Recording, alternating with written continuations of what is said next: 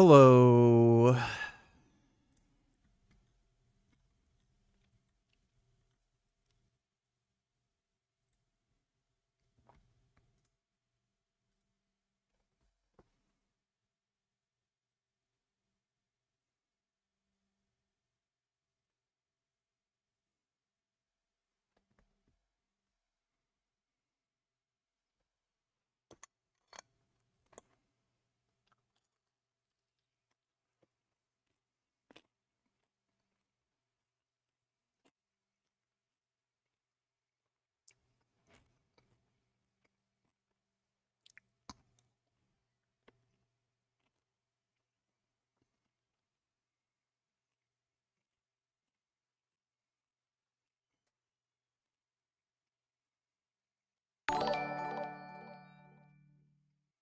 Terry Smore Adam Mogler on Piers again?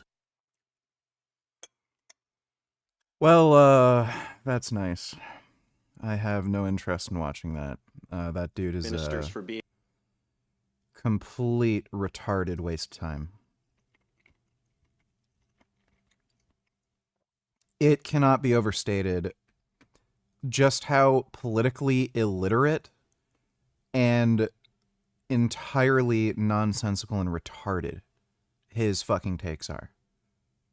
Why, like this is just like some dumb bitch communist redditor who decided to make a YouTube channel, and for whatever reason people like take him seriously.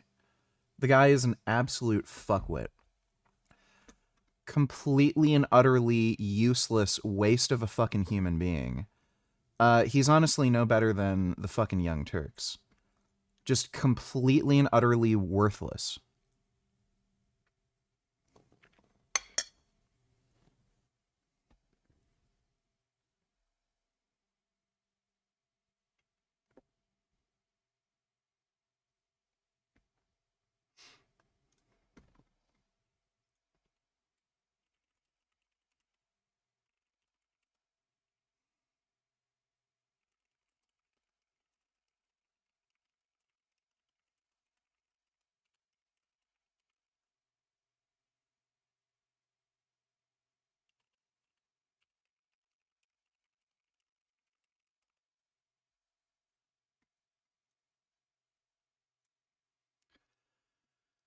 Yeah, it's there's some people that I just refuse to watch, like Asmongold,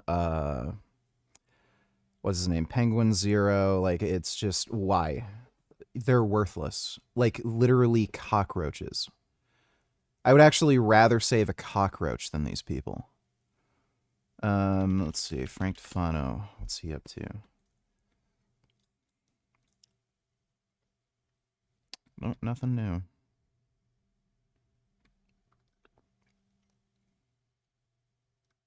you upset at Premier Doug Ford for running this ad? If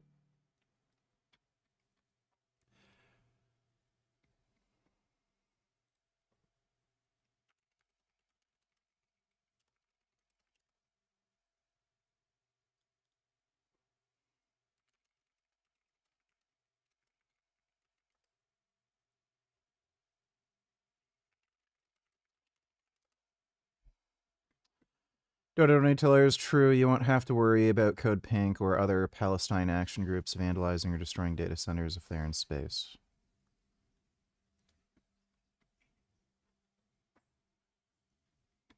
Yeah, there's not going to be any orbital data centers.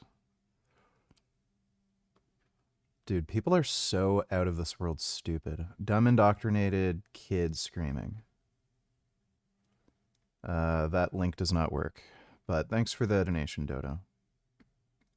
if this is true that this ad spoiled something that was very close. Look, we finally know what happened. Welcome back to Moose on the Loose. My name's David. A new report coming from Politico reveals exactly why the trade deal between Canada and America imploded back in October. Here it is from Politico, 16 days from momentum to meltdown in Canada-US trade talks. This article has an insider who basically names everything that happened here, why the trade deal blew up. It says Prime Minister Mark Carney left the White House early in October with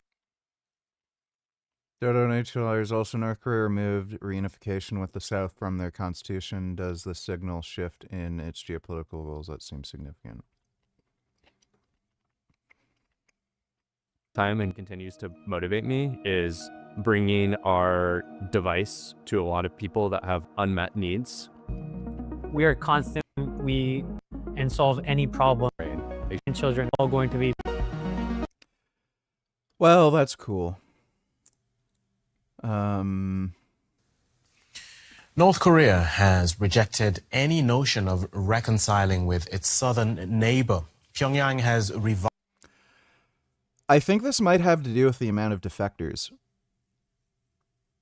I think it has something to do with that. I don't think it really changes their geopolitical strategy, but I think they know they're never going to reunify, and I think they've maybe settled on the idea that, okay, this idea of reunification that South Korea is like worth rejoining with, and like more information about how great South Korea is getting out. We need to get it out of people's minds that South Korea is anything they should be thinking about. So they put out propaganda regularly where they make people think, oh, you think North Korea is bad? Like the rest of the world is just horrible.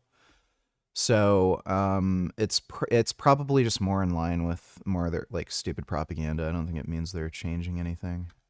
Revised its constitution to remove all references to reunification. Kim Jong-un labeled South Korea as a most hostile state.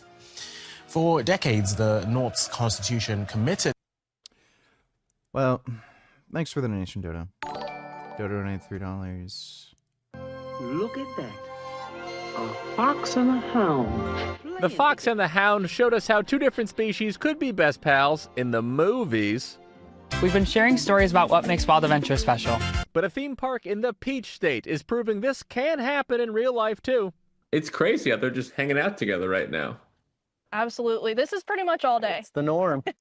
I really like giraffes. I really like baby giraffes too. They're really adorable. Wow, they're French. Georgia. Look at that. They're French. Wow, those are good French. That's nice. That's really nice. Just being friends. Thanks for the donation, Dodo.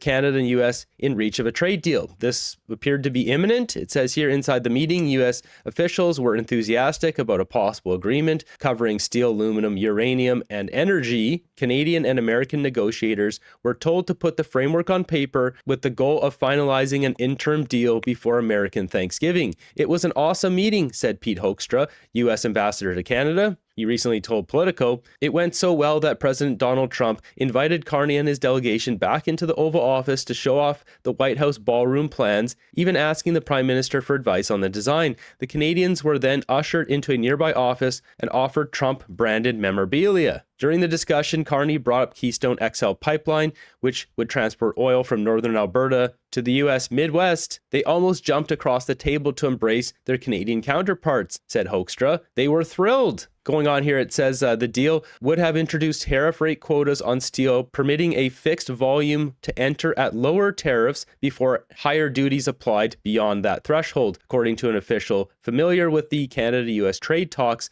the individual, like others interviewed for this story, was granted anonymity to speak candidly about the negotiations. So this article goes on to say how Doug Ford was blamed with his ad, but it really wasn't Doug Ford and this Reagan ad that was a catalyst that broke this deal. This was just the front that was put up. Now, they don't mention why. I'll get to that at the end. Here's footage back from the end of October. Mark Carney knew what was going on. He chose to let all of this fall on Doug Ford's shoulders. President Trump says he's canceled these trade talks because he's upset about the Ontario government ad. We've heard from the Business Council of Canada and even some of President Trump's own advisors who suggest the frustration with Canada runs deeper. So is this about the ads or is this about something else? I would suggest you take the president at his word for his reason. Those ads came. The president had the reactions which you have seen, made the decisions that he has made, which, you know, those are his decisions to take. And Shout out any tellers here.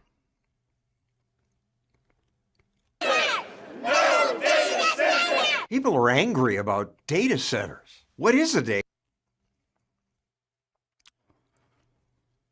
That is so fucking pathetic, dude. Yeah, like a fucking 8-year-old knows what a data center is. Get fucked.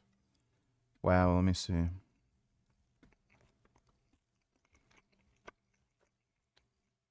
$32,000 gallons jet fuel leaked from military base into Maryland watersheds. Defense Department refused to close the spill for 3 months.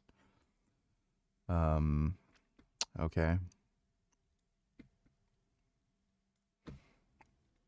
So, to be really clear, obviously, the president does not control the price of gasoline. No president does. But what we're seeing right now is this global mismatch between supply and demand. Oil production is lagging behind as the rest of the economy roars. Have this on your bingo card.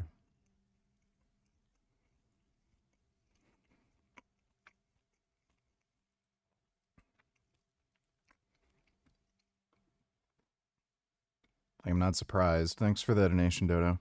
We're in the situation we're in. It says 3 officials familiar with the negotiations say talks had already started to fall apart, and this was before the Doug Ford ad. It says concerns were growing about the auto sector was being left out of the deal, along with backlash over Industry Minister Melanie Joly's threats against U.S. automakers, which added another irritant to high-stakes negotiations. While the public fallout over the ad made headlines, it was finer policy details out of Ottawa, particularly around autos, that alarmed Detroit. On October 15th, the day after Ford announced the anti-tariff ad, Canada's industry minister wrote to Stellantis Chief Executive Officer Antonio Filosa, threatening to sue the company over its decision to move its Jeep production plant from Brampton, Ontario to Belvedere, Illinois. After the company's announced plans to cut jobs and scale back vehicle production in Ontario, Joly also threatened to claw back millions the government of Canada had doled out.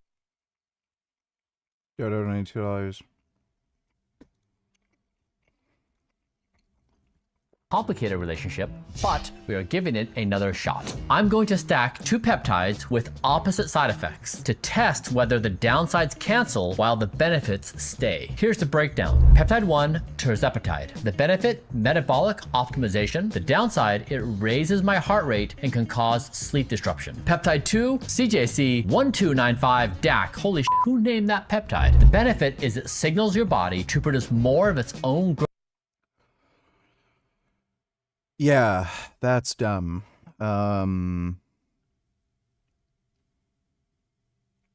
He should just take growth hormone.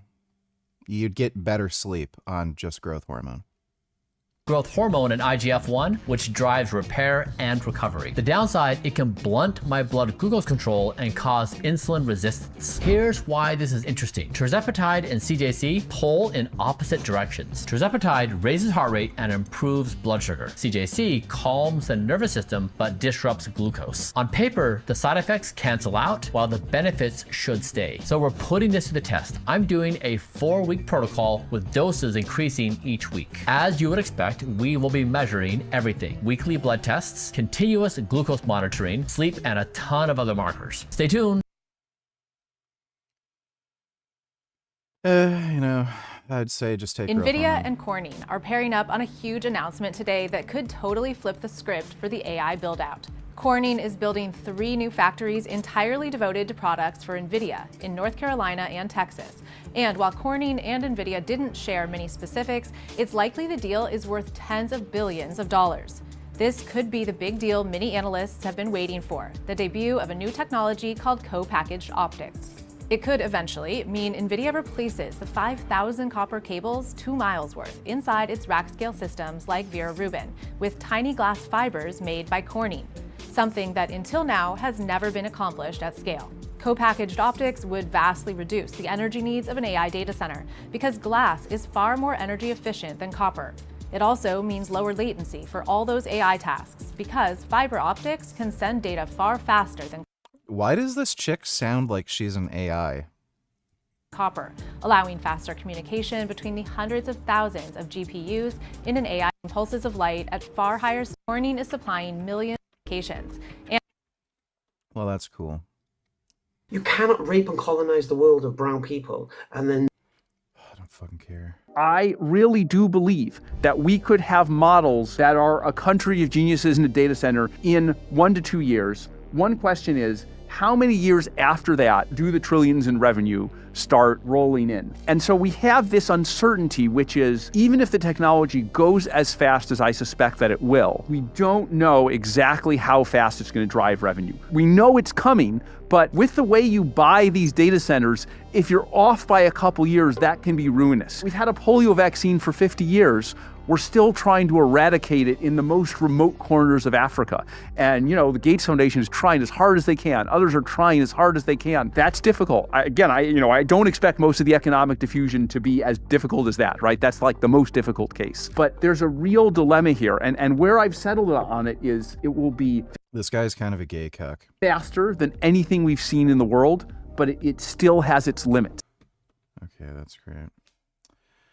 Do you think when you get older, you'll regret not having kids? Do you think when you get older, you'll regret not sucking cock and getting fucked in the ass by a big black dude? Like, I've heard it's pretty great. So do you think you'll regret that? Maybe you should, like, suck dick and have gay sex. Whole structure You might be missing out. of a Muslim family is completely... I don't fucking care, dude. Could the CIA really track your heartbeat from kilometers away? Okay, we'll watch that in a bit. Thanks for the donation, Dodo. Out to Stellantis and GM. So basically, Melanie Joly, her actions with the auto industry created a big rift. She pissed off the industry, and the industry is very prevalent on both sides of the border. That industry and those CEOs got really angry about this. It says here on October 23rd, Finance Minister Francois-Philippe Champagne and Joly reduced how many vehicles Stellantis and GM could import tariff-free, effectively raising their costs. That evening, Trump abruptly halted all trade negotiations with Canada. While the president blamed the high-profile Reagan ad for the collapse in talks, one official familiar with talks between auto executives and White House officials claimed the ad was largely a pretext. Are you upset at Premier Doug Ford for running this ad? If this is true that this ad spoiled something that was very close? Look, I'd say the following, which is that in any complicated, high-stakes negotiation, you can get unexpected twists and turns, and you have to keep your cool during those situations. It doesn't... Like your trade minister blowing up the entire negotiation. You could see he was looking down, he's scanning around, he's not looking these reporters in the eye. He obviously doesn't want to tell the truth of what happened here. Pay to be upset. Emotions don't carry you very far. And we had made progress, to repeat.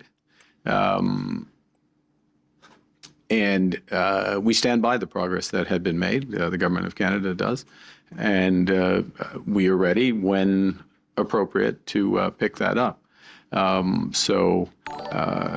And I'll just re-emphasize that it is the responsibility of the government of Canada to have these negotiations. He knew exactly what happened here and let it fall all on Doug Ford's shoulders. And let me just reinforce how important it is for Canada to get a deal with the United States, as we see here on Trading Economics. We're currently at 73% of our trade is with America. Now, this was up at 78%, and after a year of these tariffs and Mark Carney wheeling and dealing, trying to make more deals around the world, this is the result. A drop of 5% and Canadians losing their jobs. We've also got this chart here, Canada balance of... It's all games and nonsense with the Liberal Party, dude. Give it enough time, they're gonna ruin the fucking economy, so... Trade, and what do we see? In an ideal world, you'd want to have a bunch of these blue lines or a trade surplus. Instead, we get a bunch of yellow lines. And the only reason why we have a blue line recently is because of the Iran war and the price of oil skyrocketing, which is what we see on this chart as well. This is Canada exports. Mark Carney gets into power right here. And if we look at the last two bars here, February and March, this is when the price of oil skyrocketed. So you remove those two, you can see the drop here in exports out of Canada. Mark Carney not getting a deal, not negotiating with Trump in recent months, this whole trade situation blowing up back in October has been devastating to Canada. Here we've got a clip from Mark Carney. This is on... Like, again, I warned everybody, give it enough time. Like, the Canadian economy is already, like, pretty much irreparably fucked. I don't know if you can Like, it's gonna take a long fucking time, decades, to recover from that. But,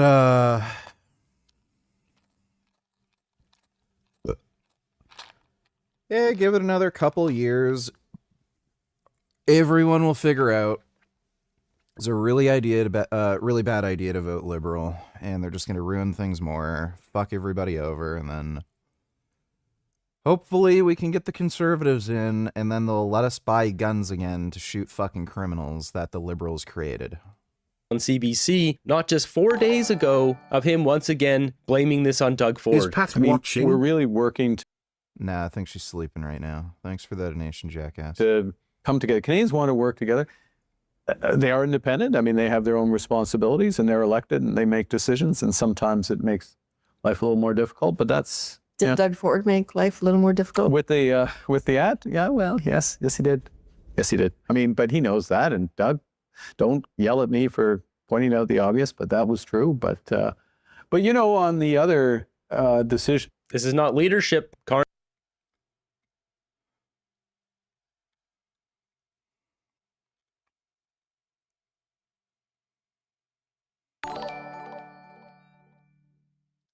I played Jedi Fallen Order for 10 hours. You weren't kidding about the non-human enemies. I rage quit when I got killed by a fat fucking ogre for the 3rd time in a row, and fuck I respawn so far away. I don't play Star Wars to fight random fucking monsters. Fallen Order was really bad with that, because that's when, like, this is after Disney acquired the Star Wars IP, and they only just started making new Star Wars games. So just because of the Disney thing, they didn't want to have you, like, kill real people in the game. They didn't want dismemberment. They didn't want things to be violent. They wanted everything to be happy, family-friendly. So what they ended up doing with the developer was creating this compromise where, like, for the most part, all you're doing is fighting, like, frog monsters and just stupid bullshit. They fixed that problem with the sequel, Jedi Survivor. 90% of the time, I'd say, you're fighting humanoid enemies. So it could be humans like stormtroopers. It could be human-like aliens, you know, like 2 arms, 2 legs. You do fight droids, which again, humanoid, like 2 arms, 2 legs. 90% of the time, you're actually fighting real people. And then, of course, yeah, you still fight monsters, and those are by far the worst parts of the entire fucking game because it's just fucking stupid. I don't know why a Jedi would bother fighting a big giant frog monster or some, like, tentacle retard. Like, maybe you could just leave. It's bizarre. And I mean, they have the power of the Jedi mind trick, and it works on, like, dumb things. So weak-minded people and animals, like, those are particularly susceptible. So, like, why wouldn't you just not bother even fighting with a monster? And just, like, infect its mind and make it think it doesn't even see you. Like, it's a waste of fucking time. It's stupid. And like, you've gone through it. The monster fights are just remarkably awful and miserable. So if you want to play a Star Wars game, I'd say Jedi Survivor is worth it. At least if you have a good enough PC. It's not particularly well optimized. So it does have that problem. I've got an RTX 4090, like, it runs well on my system, but with a lower end system, it might be a little slow. You're definitely going to want to use scaling. But yeah, I warned you. Thanks for the donation though, non-wib. That's great, dude. Just, I don't know why you're acting up tonight.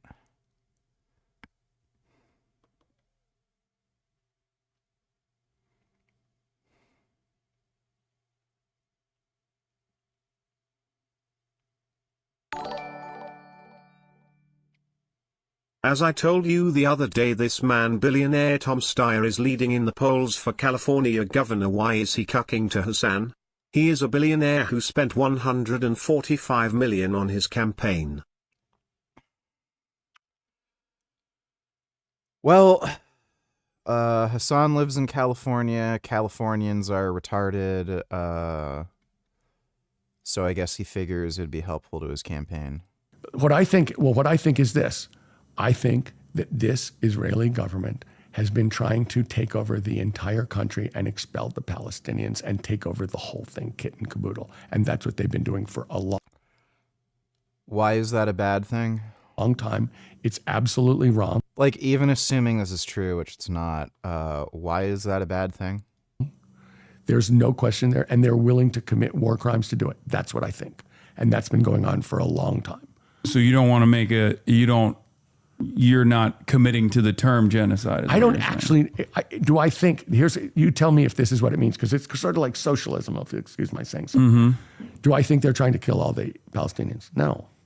No, I think I don't. I think they're trying to expel the Palestinians from the country that they're trying to. That would be. They're not. This idea especially doesn't make any sense when Palestinians are prohibited from ever entering any other Arab nations. So they're not permitted to enter Lebanon, Egypt, Jordan, nowhere. There is no Arab or Muslim nation that accepts any Palestinian refugees. So how are they going to expel them? Where are they going to go? Nowhere.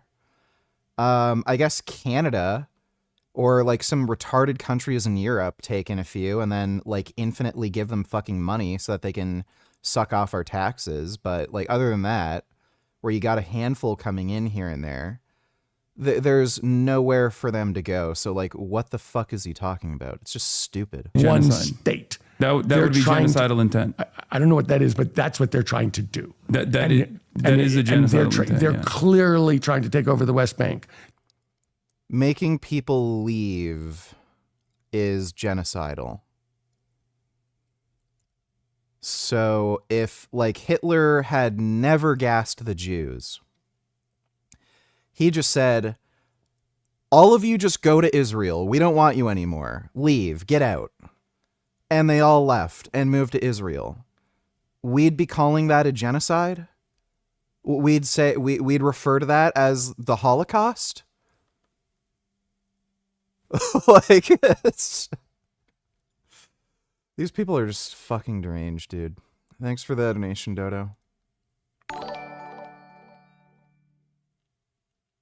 1 mil Funko Pops collection donated $2. All right, basically this is a work in progress. I've started a third pop wall. This is gonna go up in flames. Oh God. I want to burn it. This is what used to be my second bathroom. This is, I guess, what's left of my kitchen. You should actually get this insured. So I open it and she's... Funko Pops are fucking stupid. You see that YouTuber giving out free urinary tract infections to entire African villages? Mr. Yeast is out of control. The working title for the movie Radio was Smartest Black Man Ever. Why isn't there a movie like Beautiful Mind for black men? Ah yes, there is. It's called Radio. You see that YouTuber giving out free... Okay, thanks for the donation, dude. I had a dentist app today. I used to like my dentist in my hometown. But I moved away and these new dentists use gay tech to find microscopic shit to drill. Now I have sensitive fillings and I distrust the dentist. By a miracle I passed today, no cavities. Well, I guess that's good. Just make sure you brush your teeth. Thanks for the donation, dude. Congratulations, you're banned.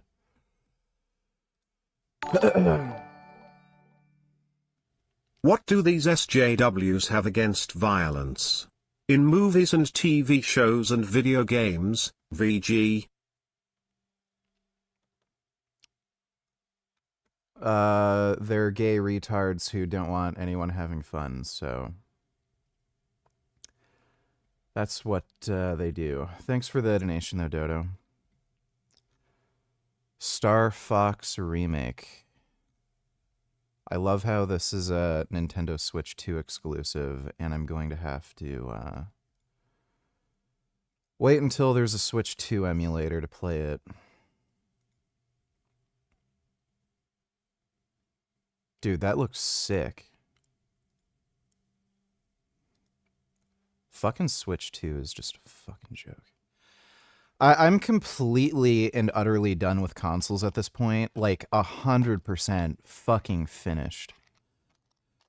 After PlayStation announced that they're going to, like, you know, require your fucking ID to play video games, I'm done. Fuck you, you bitch. Like, they have your fucking credit card information. Why the fuck do I have to give them my ID or biometric data? You have my credit card. Who the fuck do you think I am? He should not have went on Hassan's show. No Democrat or Republican should go on Hassan's stream unless it's to debate him. Why is he even doing this cuckoldery? He is worth $2 billion and founded a hedge fund. Is he just slime like Newsom? I have no idea, dude. Like, there's a lot of billionaires and millionaires and shit that are just fucking deranged whack jobs. I don't know why the fuck you can't just enjoy your money and, like, drive a fucking Ferrari off a fucking cliff. Why does he have any interest in getting into politics and groveling to some fucking piece of shit like Hassan when the guy's a fucking billionaire? Bro, this guy could probably pay the CIA to kill fucking Hassan and take him out. Like, why the fuck even bother talking to that dipshit? Thanks for the donation, though, Dodo.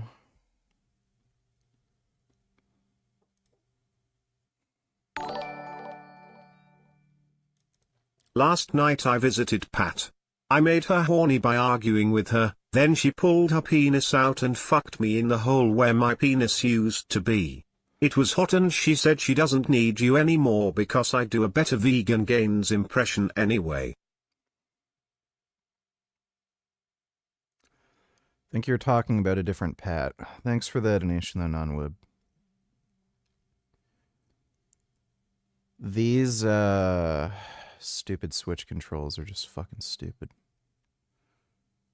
But yeah, this will be good on an emulator. I'm assuming they're gonna have a Switch 2 emulator out pretty soon. Like, I remember after the Switch released, like, I swear it was like just a few months. Not even a year. And there was a very good high-functioning emulator out for it. No. Not doing that.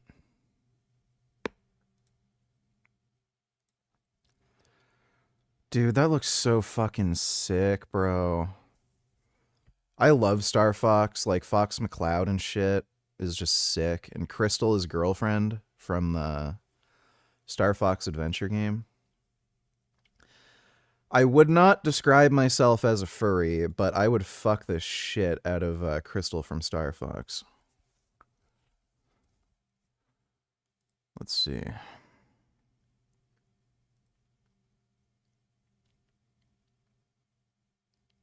Yeah, dude. They, like, the characters look so good. I'm fine with them being annoying. Do a barrel roll, you know? But who's the frog's name? Skippy? No, no, no, no, no.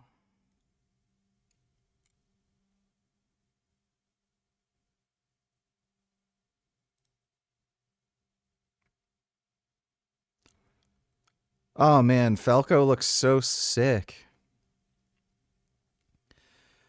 They kind of, like, they look real, you know? Like, if there was a fox or frog or rabbit person, this is how you'd imagine an animal person to look.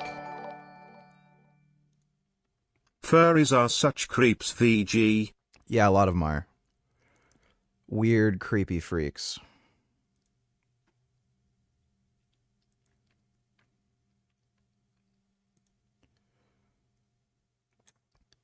That looks so cool. No. Dude, why are you going so hard tonight? Fuck off. This looks so fucking sick, dude. Bro, that looks so fucking sick.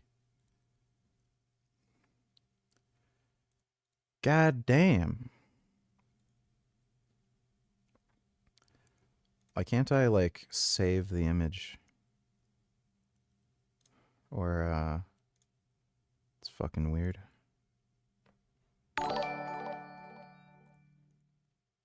I have a feeling I'm about to get fired lol. Last place I worked with all females leads fired me after less than 2 weeks cause I was pointing too many facts. This new job is the same and these corporate hyenas can't manipulate me, so I became public enemy number 1. Yeah, I mean, that's what happens. That's what happens.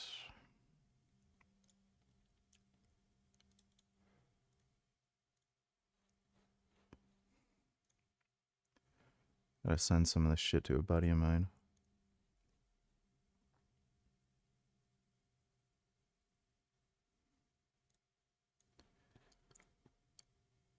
That'll be good when I switch 2 emulators out.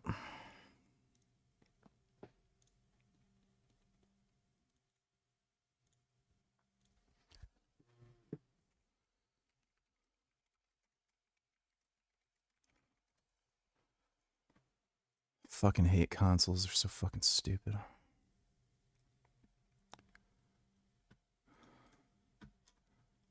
Why in the hell don't they have a trailer?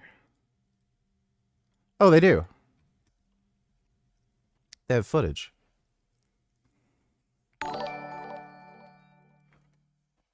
Now these are the cartoon animals furries should be obsessing over, not those gay little ponies from Friendship is Magic. Yeah, true. That'd be sick if they had Crystal in the game.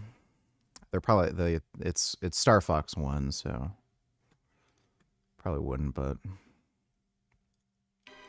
when did you get into PC gaming? I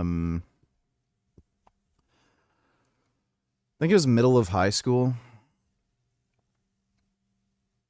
Yeah, it was like grade 11 or something. Yeah, it was grade 11.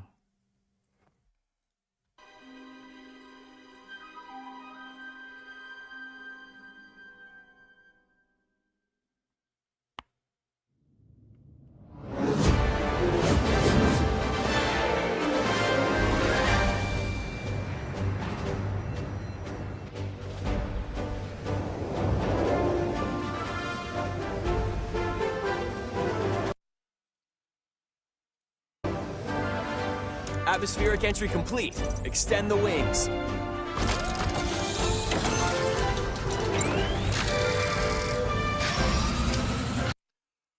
You know, this should tell you just how bad Nintendo is at making games.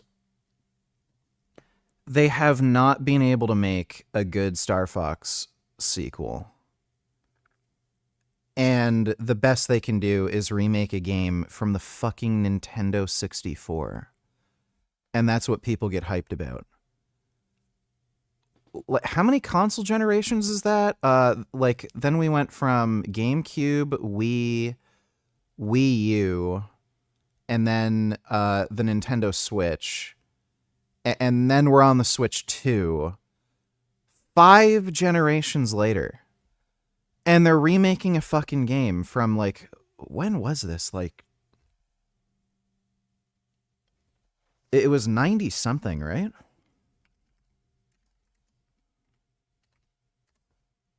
When was this released? 1997. I would have been fucking 6 years old when this came out.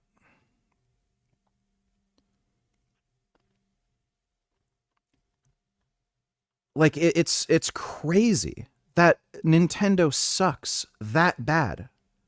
Like, they're fucking retarded.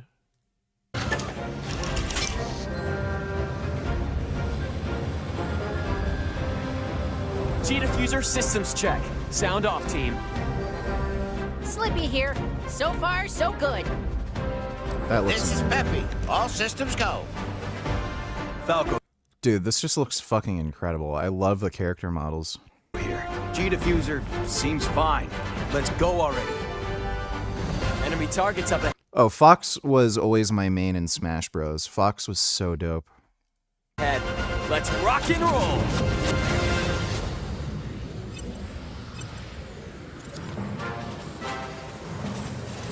What you're seeing is footage of the game in action. While stage layouts have been kept the same, the visuals have received a major upgrade. I love that detail where you get the trail in the water if you fly low.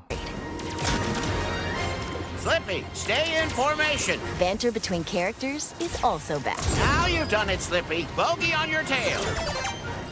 This is so Cover cool. me while I fine-tune my sensors. Oh, you got him? Thanks, Fox. Did they redid the voices, right? Maybe I'm tripping, but I'm pretty sure this is redone. Doesn't sound like the same voice actor. Any single one of these scandals, if they happened under Biden or Obama, republications would take about it every day for the entire term, but this happens a daily basis with Trump administration. Let me take a look. What? Kash Patel, FBI Director, Whiskey?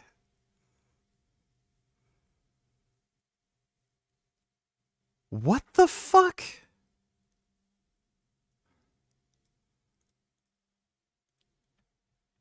Really? Like, I don't know, like, if that's real or not, because it sounds something that's stupid enough for, you know, people in the Trump administration to do, but it's just so ridiculous too. I question Way it. more dope than Twilight Sparkle, Pinkie Pie, or Rainbow Dash from My Little Pony. That is true. Thanks for the donation, Dodo. That's fucking crazy.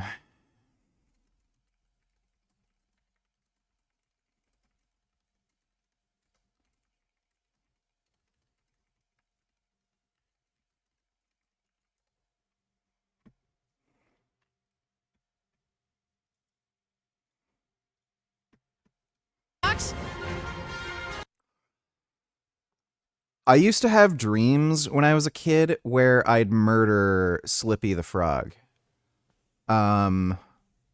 He pissed me off so much in like in some missions in particular. And I would have dreams where I'd choke him to death. I would dream that I was Star Fox and I'd fly a mission and this fucking asshole would keep whining. And then we'd go back to the hangar and I'd literally choke him to death. I hated that fucking frog so much. We need your help, Star Fox. Hey there, General. You seem a little on edge. But as it happens, my team's This available is to Fox deploy McCloud, leader of the Star Fox Mercenary Squad. Prep the R-Wings. We've got a job to do, Star Fox. We're gonna take the system back. Look at that nigger in chat and no, that's not me. I don't want you thinking that. Yeah. I know you wouldn't do something like that, but whatever. From Andros. Thanks for the donation, dude. One planet at a time. Falco Lombardi is their ace pilot and Fox's rival. Sounds perfect. There's no way Andros would expect us to launch an assault there. You up for another challenge, Fox? Scans are showing unidentified energy emanating from within. Slippy Toad is the team's engineer extraordinaire. Incredible! Do you realize how rare it is to experience a stable warp channel? Did you see the distortions? That base is the gateway to the wider system, Fox. And Peppy Hare is their strategic mastermind and veteran pilot. It's into enemy space. Just this. Hit 'em quick and hit 'em hard. The fate of the Lilat system rests squarely on their shoulders. The R-Wing is a high-performance aerospace fighter piloted by Fox and his crew. It's equipped with a laser. It can also fire charged shots. or launch bombs that cover a wide area. Dude, like literally a game from 1997. Nintendo cannot make anything good that's new. Other than like the last 2 Zelda games, but other than that, like all the new games are shit. And I don't care what people fucking say about the new Mario Kart or that Donkey Kong game. Like they're trash. Absolute fucking unplayable trash. Like you're just deranged if you think they're good. The R-Wing can break, boost, do a barrel roll to repel enemy fire, and even somersault. Besides the R-Wing, an agile ground assault vehicle called the Landmaster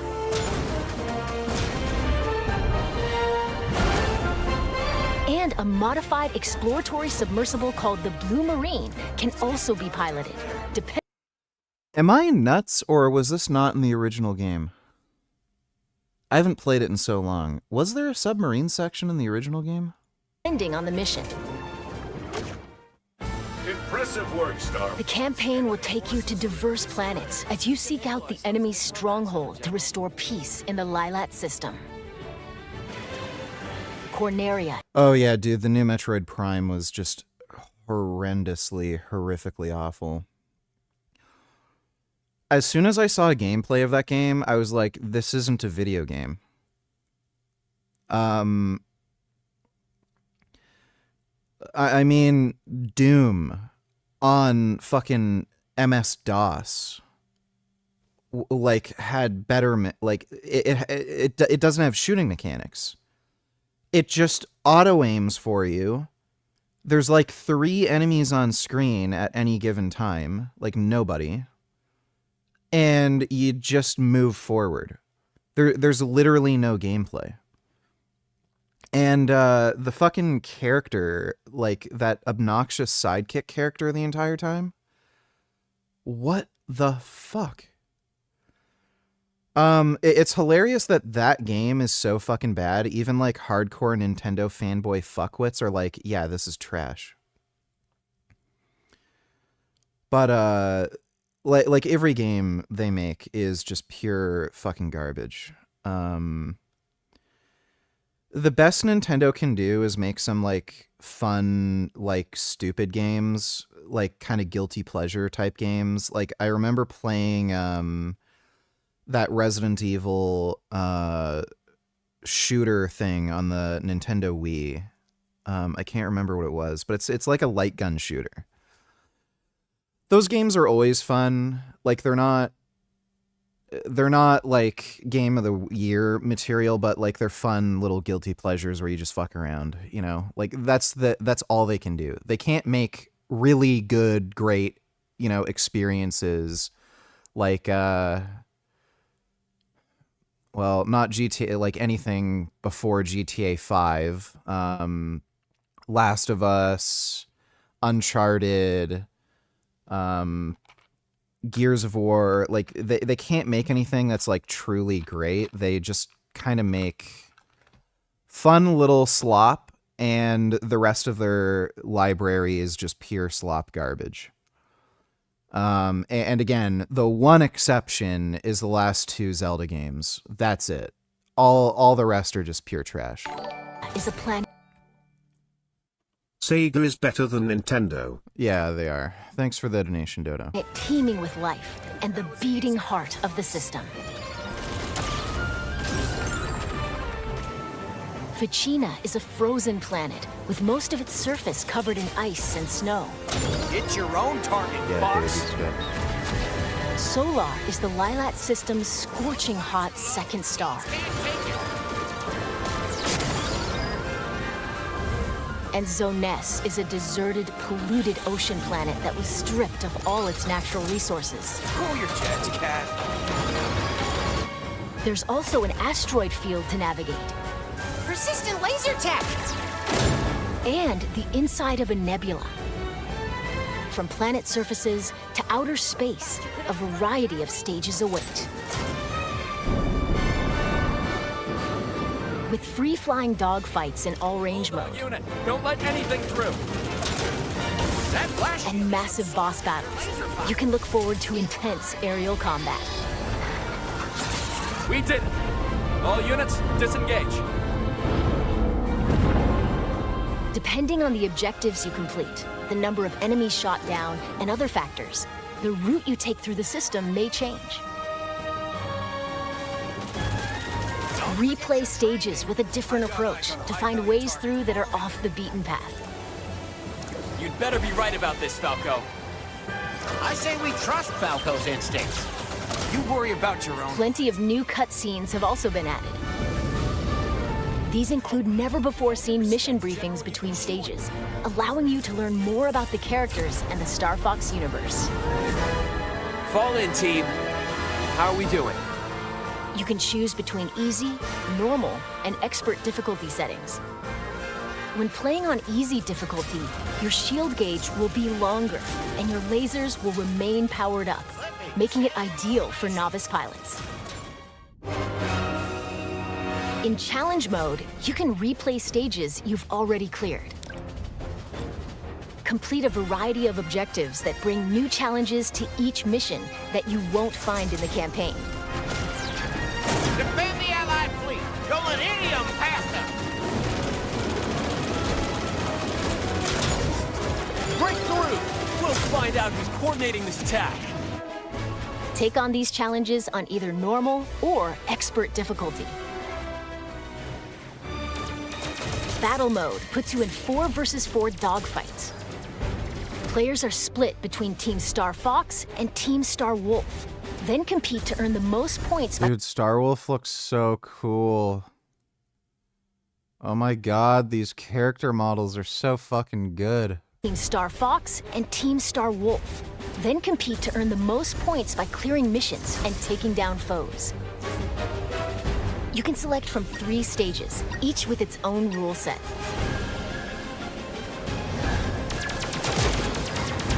Take out opponents and seize control of the zone around the satellite towers on Corneria.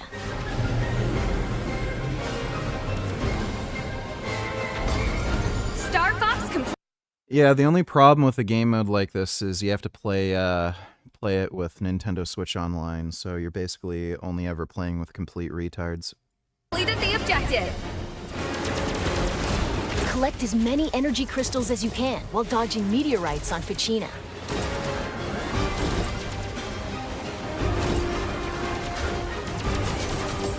Or retrieve cargo from space pirates and take it to your base in Sector Y. Star Fox completed the objective. You can create private matches with your friends online, or match up with random players from around the world, making for a variety of ways to join team battles. Plus, if one person has the game, up to 4 players can take to the skies locally with GameShare. Or online using GameShare via Game Chat.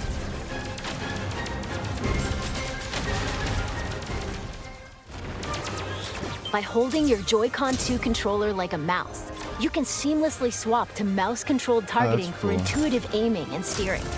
Slippy, stay in formation. Now you've done it, Slippy. Bogey on your tail. That has got to be the most unergonomic, stupid, shitty fucking mouse imaginable. There's no surface area. You're like holding a credit card. Like, it's so stupid. Why the fuck wouldn't they just have a separate mouse peripheral for it? Like this is the dumbest fucking thing you could possibly imagine. All of this would be fixed if they just released these games on PC. Like, just, you know. By sharing one of the Joy-Con 2 controllers with a second player, you can split pilot and gunner duties in co-op. We're entering Corneria City now. It's kind of a dumb idea. Like, who the fuck would want to pilot? You'd want to shoot. Andros sure has trashed the place.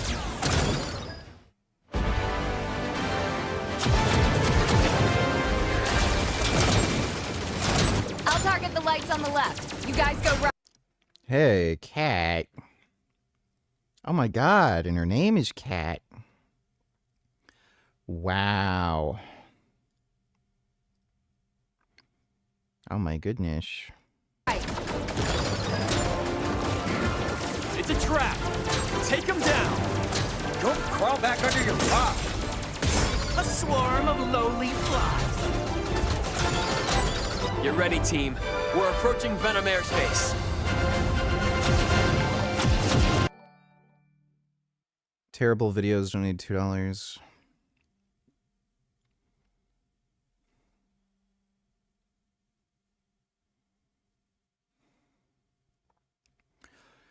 Yeah.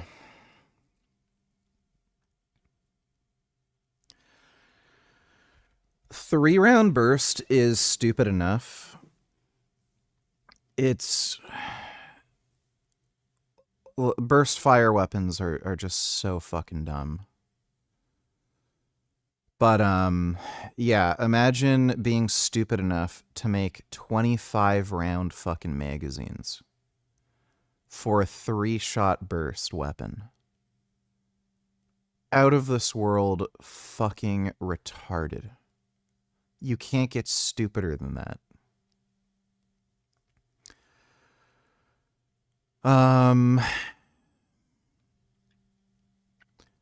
Why was it so hard for them to just make a 30-round fucking magazine? Like, what is your problem, literally? Even, 27? 2 more rounds?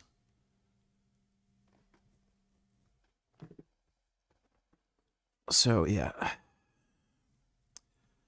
French do not have a great track record for warfare.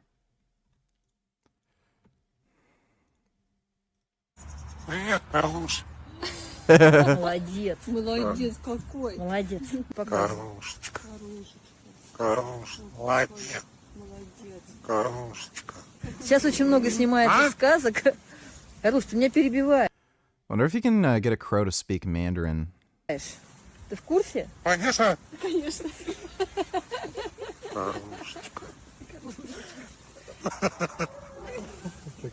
That's funny. That sounds weird.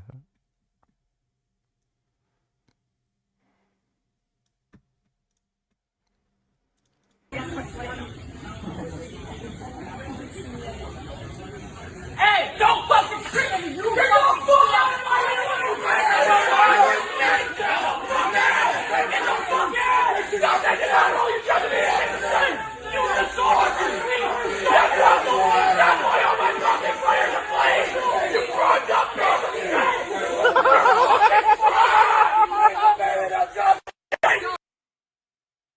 Some good nerd rage.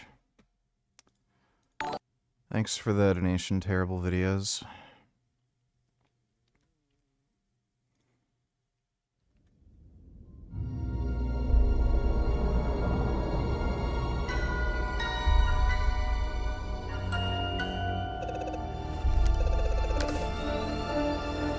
Come in, Star Fox. This is Corneria Defense Force Headquarters. Do you read? Loud and clear. James McLeod here, General. Star Fox is on approach to Venom. No indications yet of any suspicious activity. We'll let you know what we find. Proceed with caution. You're the first to set eyes on that place in years. And thank you for accepting this mission, James.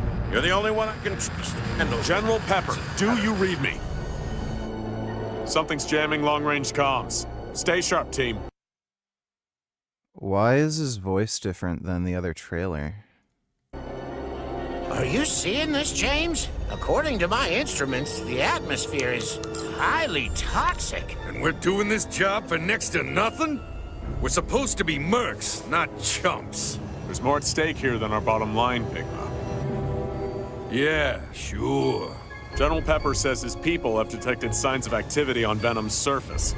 He's concerned it has something to do with Dr. Andros. It's been years since Andros was banished here, James. If the atmosphere is poisonous... All the more reason to figure out what's going on. Dr. Andros made mistakes, and he paid the price for them. But whatever else he is a genius. Maybe he found a way to... Spec King of Taking Birds, I know you think Christianity is dumb, VG, but you've got to admit this is cute. Good morning, Preach.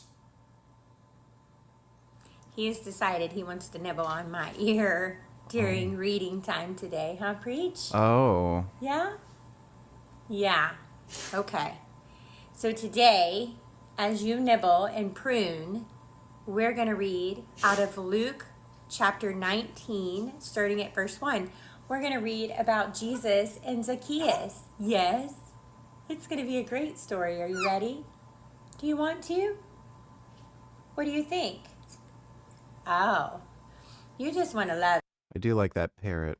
today. He is talking about Jesus, entered Jericho and was passing through. And behold, there was a man named Zacchaeus. He was a chief tax collector and was rich. And he was seeking to see who Jesus was, but on account of the crowd, he could not, because he was small in stature. He was too short, the crowd was too big, and he couldn't see Jesus, but he really wanted to. So he ran on ahead and climbed up into a sycamore tree to see him, for he was about to pass that way. And when Jesus came to the place, he looked up and said to him, so Jesus has noticed Zacchaeus. Yeah, he sees him up. Well, at least she's taking good care of her parrot, even though she's a retard. Thanks for the donation, Dodo. Survive. Our leader, such a bleeding heart.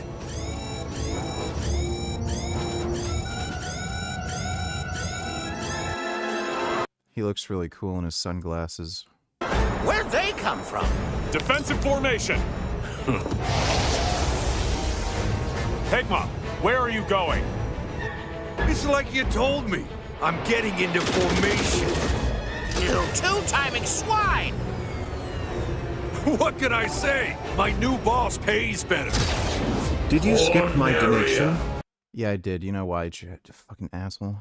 Must suffer. Thanks for the donation, dipshit. Death to all who stand in the way of my vengeance. Was that Dr. Andros? Don't let them escape!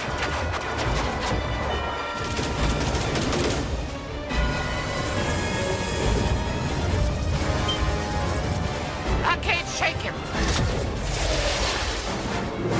Hey, Peppy! Catch!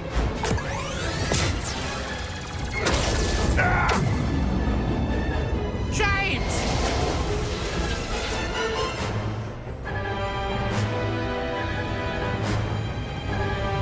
Peppy, are you there? Come in, Peppy. Do you read me? I'm losing altitude. Peppy, you need to get out of here. Warn the general. Not without you, James. That's an order.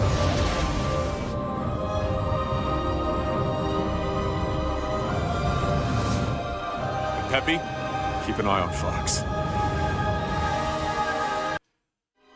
That looks good.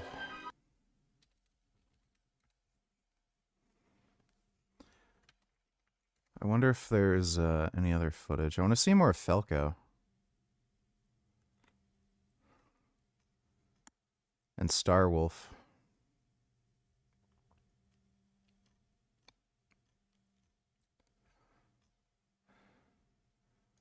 It's crazy the difference.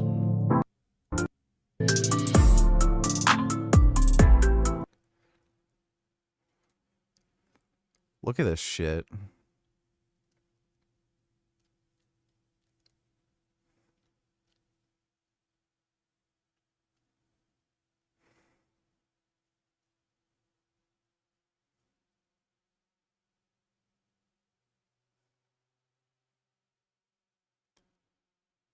Crazy difference.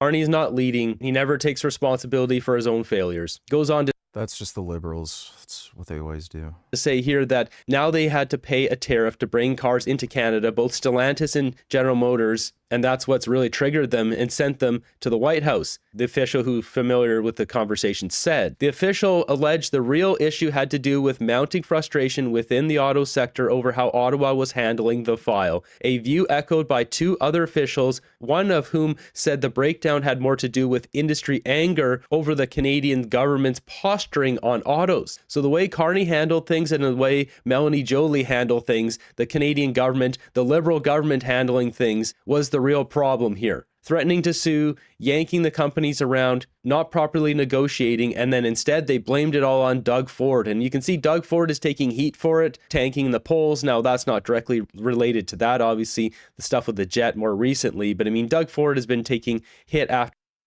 The jet thing is such a huge fucking meme.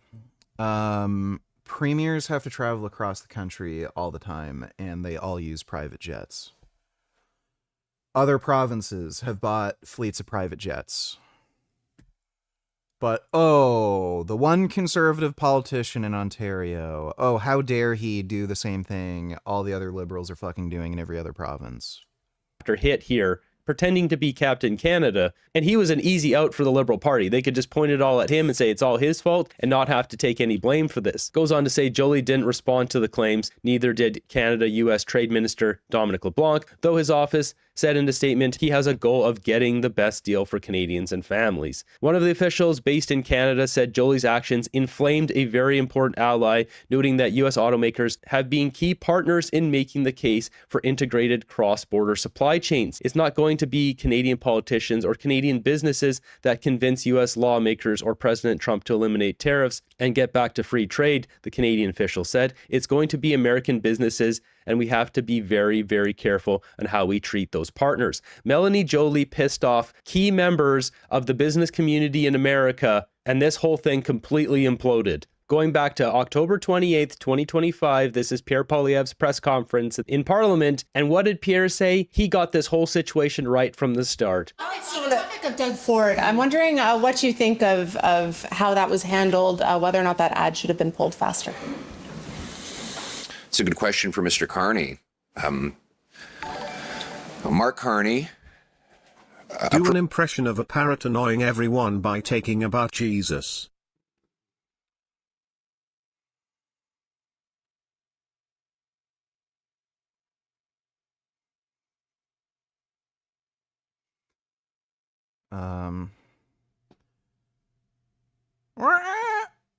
All hail the newborn king. He's our savior. You'll get eternal paradise in the afterlife if you submit your soul to Christ. Thanks for the donation, Dodo.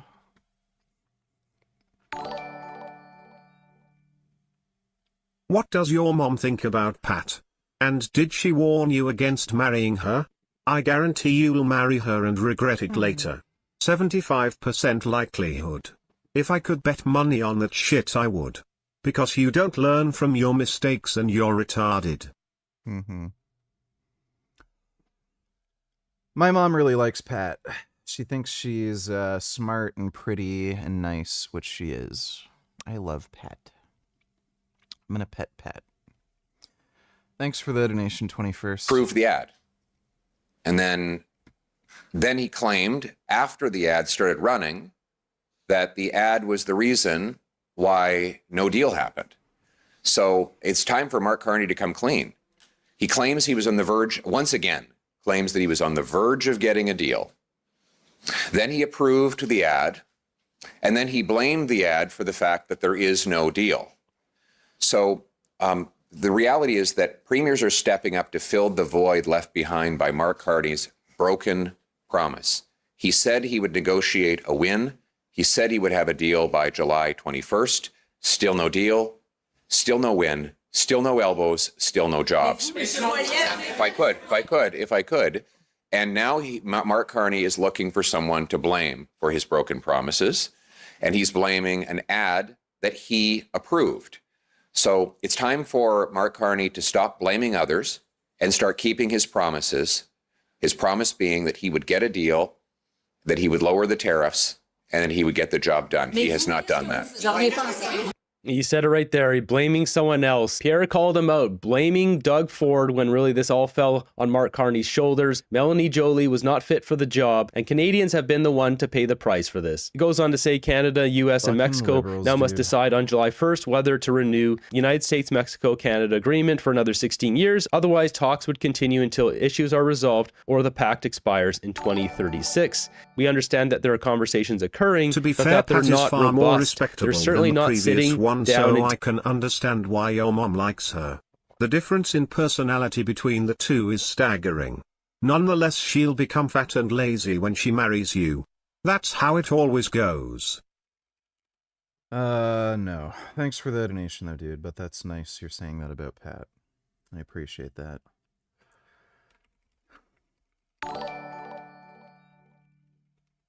Hope you're putting money into savings so you can afford vegan mayo and Gardein chicken tenders for Pat once you marry her and she decides to get fat and not work.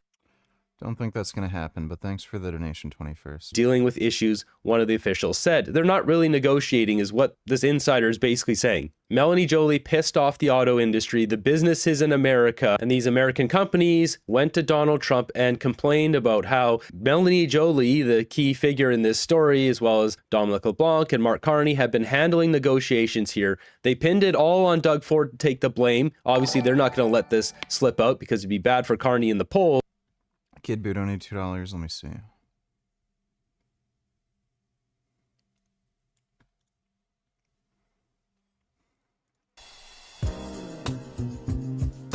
I feel like as a darker complex woman, dark-skinned black woman at that, African woman at that, you know how they say black women are at the bottom of the barrel? I feel like we are literally the ground, the concrete. We are the dirt. Because ain't no way that I'm sitting on this patio and all the black men that I see in this patio are with women of, and it's no shade to my sister girls, but I don't see them with not one black chocolate girl. It looks like she has tension alopecia. You can lose hair from putting your hair in a tight ponytail or braids and shit.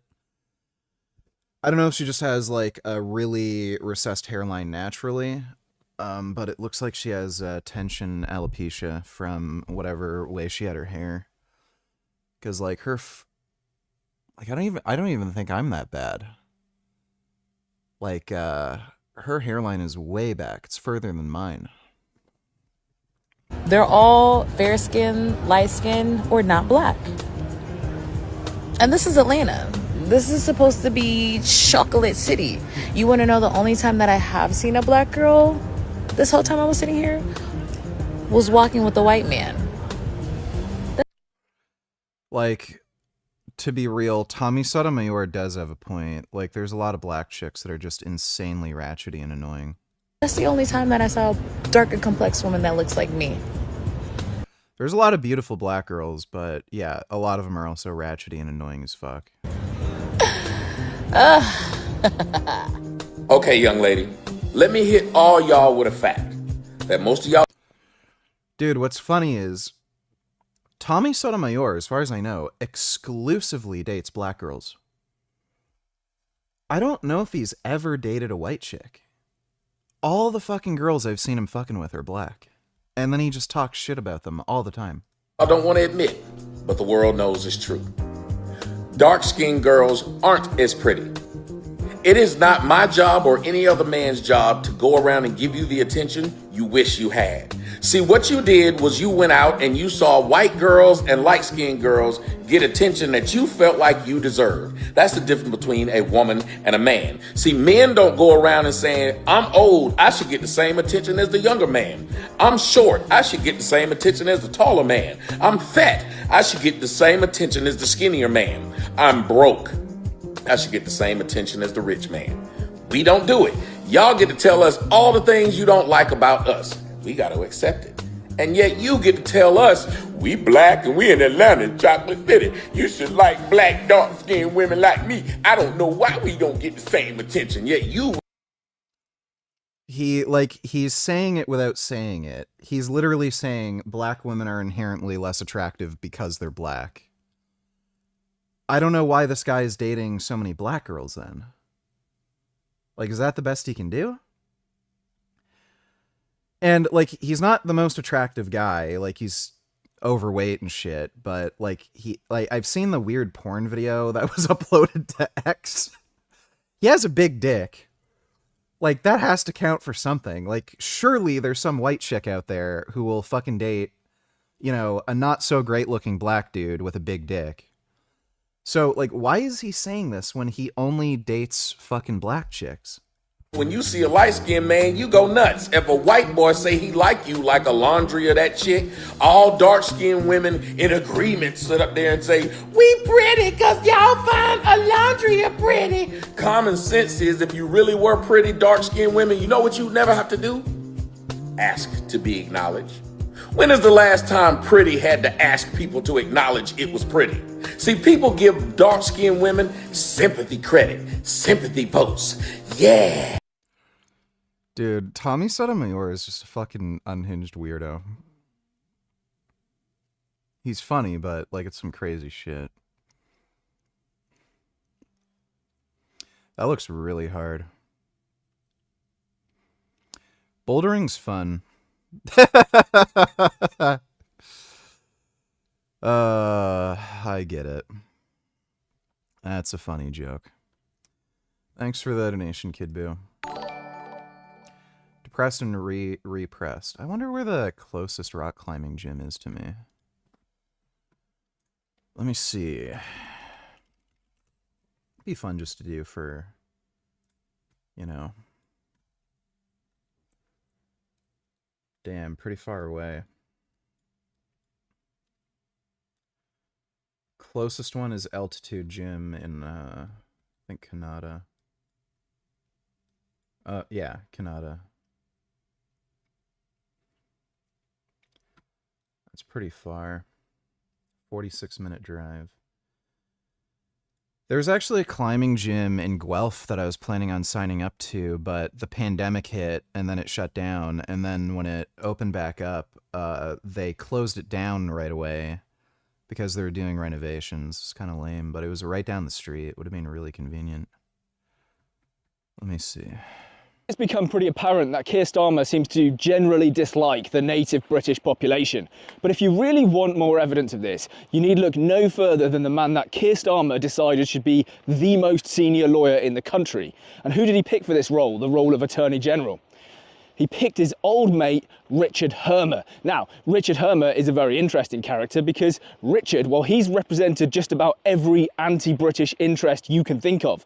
I'm completely serious. I'm talking about representing the IRA, the Caribbean in terms of their slavery reparations, a 9/11 planner, an Al-Qaeda terrorist who wanted to bomb Manchester, and even Shamima Begum. It's crazy. When we're going through these stories, I want you to keep in the back of your mind that Keir Starmer, when he appointed Hermer as Attorney General, absolutely would have known about all of this, and yet he still decided to pick him. Let's start with the last one that I mentioned there, Shamima Begum. Yes, Shamima Begum is the girl who left the UK to join ISIS and become a jihadi bride. While she was there, she had her citizenship, her British citizenship, revoked by the UK government. Now, since ISIS is no longer really a thing, she's effectively found herself stateless in a refugee camp and has since been making several legal bids to try and get her British citizenship back and return to the country. And who was only too happy to jump in and try and lend her a hand in doing this? Yeah, Richard Hermer, of course. Now, fortunately, he was unsuccessful during the time that he was representing her. But really, how long can we expect that to go on for? Because now you have Richard Hermer as the most senior lawyer, a progressive, liberal, woke lawyer, advising Keir Starmer, a progressive, liberal, woke lawyer. And those seem to be the two people running the government at this point. I suspect, and I don't want it to be true, but I suspect that Shamima... They're all woke liberals. no matter who you vote for, it's all woke liberals. Again, may well be heading back to the UK sooner than people realise. Here's an interesting one for you, the case of Abed Nasir. Now, you may not have heard of the name Abed Nasir, and that's thankfully because his terror attack, which he was days away from committing in Manchester, was foiled by MI5. And of course, he was picked up, he was arrested, but who ran to his defence, do you think? Yeah, of course, it was Richard Hermer, and he described MI5's case as far-fetched and pitiful. And this worked because the Director of Public Prosecutions, a Keir Starmer, then declined to prosecute Abed. Unfortunately, Abed Nasir's story doesn't really end there, because when SEAL Team 6 raided Osama bin Laden's compound, they took all of his hard drives. And on those hard drives was, of course, a lot of incriminating evidence. Names and the entire network of Al-Qaeda was discovered. And guess whose name popped up? I'm kidding, it wasn't Richard Hermer. It was Abed Nasir. So the Americans demanded that we extradite him over to the US to face trial, which we did, we complied. And there, at a trial in New York, he was found guilty of a whole series of terror offences, including a plot to bomb the Arndale shopping centre in Manchester. Yes, the very same plot that Richard Hermer described as pitiful and far-fetched. Because of Hermer, and to an extent Starmer, we had to outsource our justice to America. And all I can say on this is God bless America, and thank you for doing the wet work and getting it done. Dude, I've said it a million times, this mass immigration shit, especially when it comes to liberal governments, this is what you fucking get. You get people who don't want to offend the Muslim community because they end up becoming a substantial enough voting base where you have politicians with absolutely no spine or backbone who are more interested in getting elected than actually serving their country. So the mass immigration thing, like, that's the fundamental issue with it. Like, the biggest existential threat with mass immigration. Since we're on the topic of Al-Qaeda, why don't we take a look at another one of Hermer's former clients, a man named Mustafa al-Hussawi. Now, what did Mustafa do? Well, he was one of the masterminds behind 9/11, so a pretty serious guy, right? And he claimed that MI6 had been complicit in his torture in Guantanamo Bay between 2003 and 2006, whilst he was in US captivity. Okay, fair enough. And how exactly were MI6 complicit in his torture? Well, let me read from the Telegraph just so you can understand the complicity. Court documents, seen by the Mail, accuse the UK intelligence services of being complicit in his treatment, including by providing questions and or information to US officials to put to al-Hussawi during interrogations. Okay, so because MI6 sent some questions that they wanted asked of Mustafa to US officials, we were complicit in his torture. Now, this claim is obviously completely insane. It's bonkers, right? But none of that seems to matter to Richard Hermer. He saw a problem that he could create for the British state.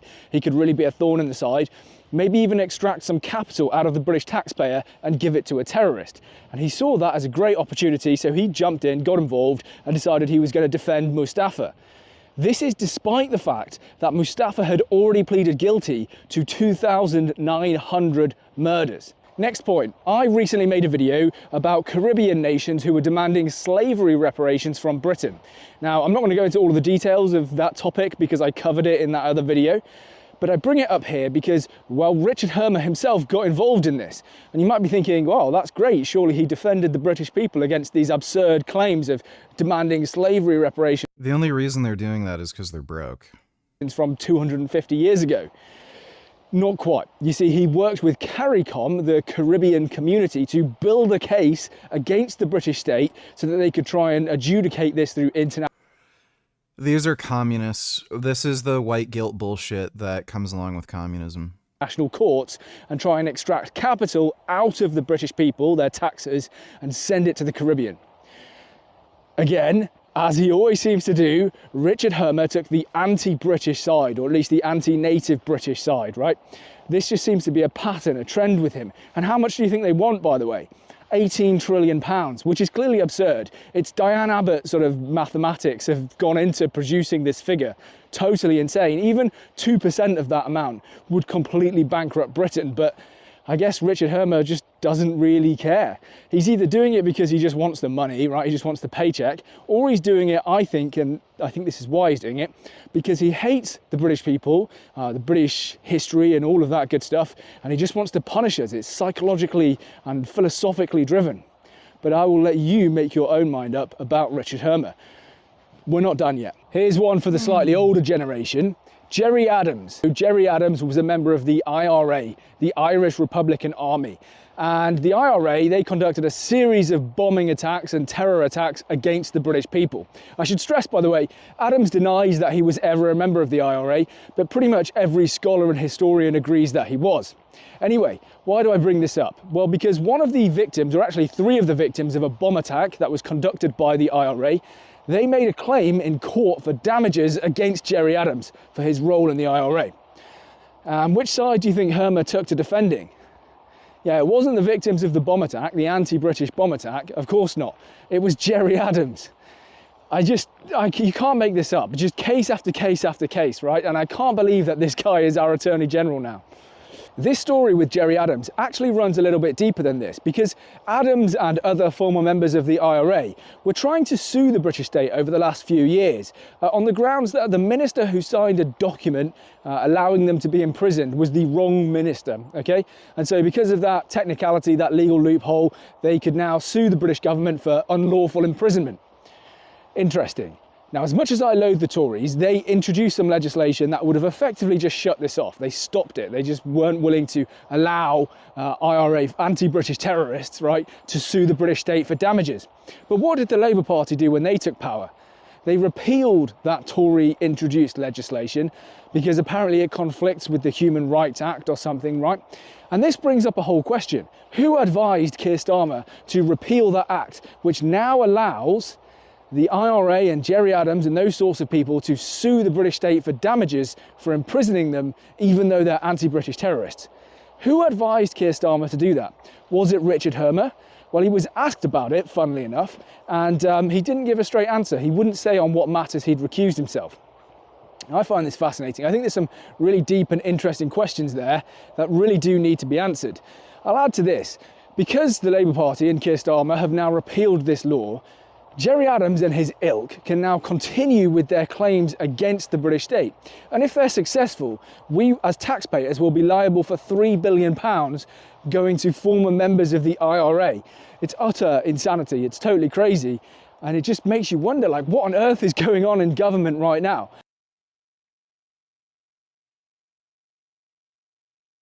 As inspiring.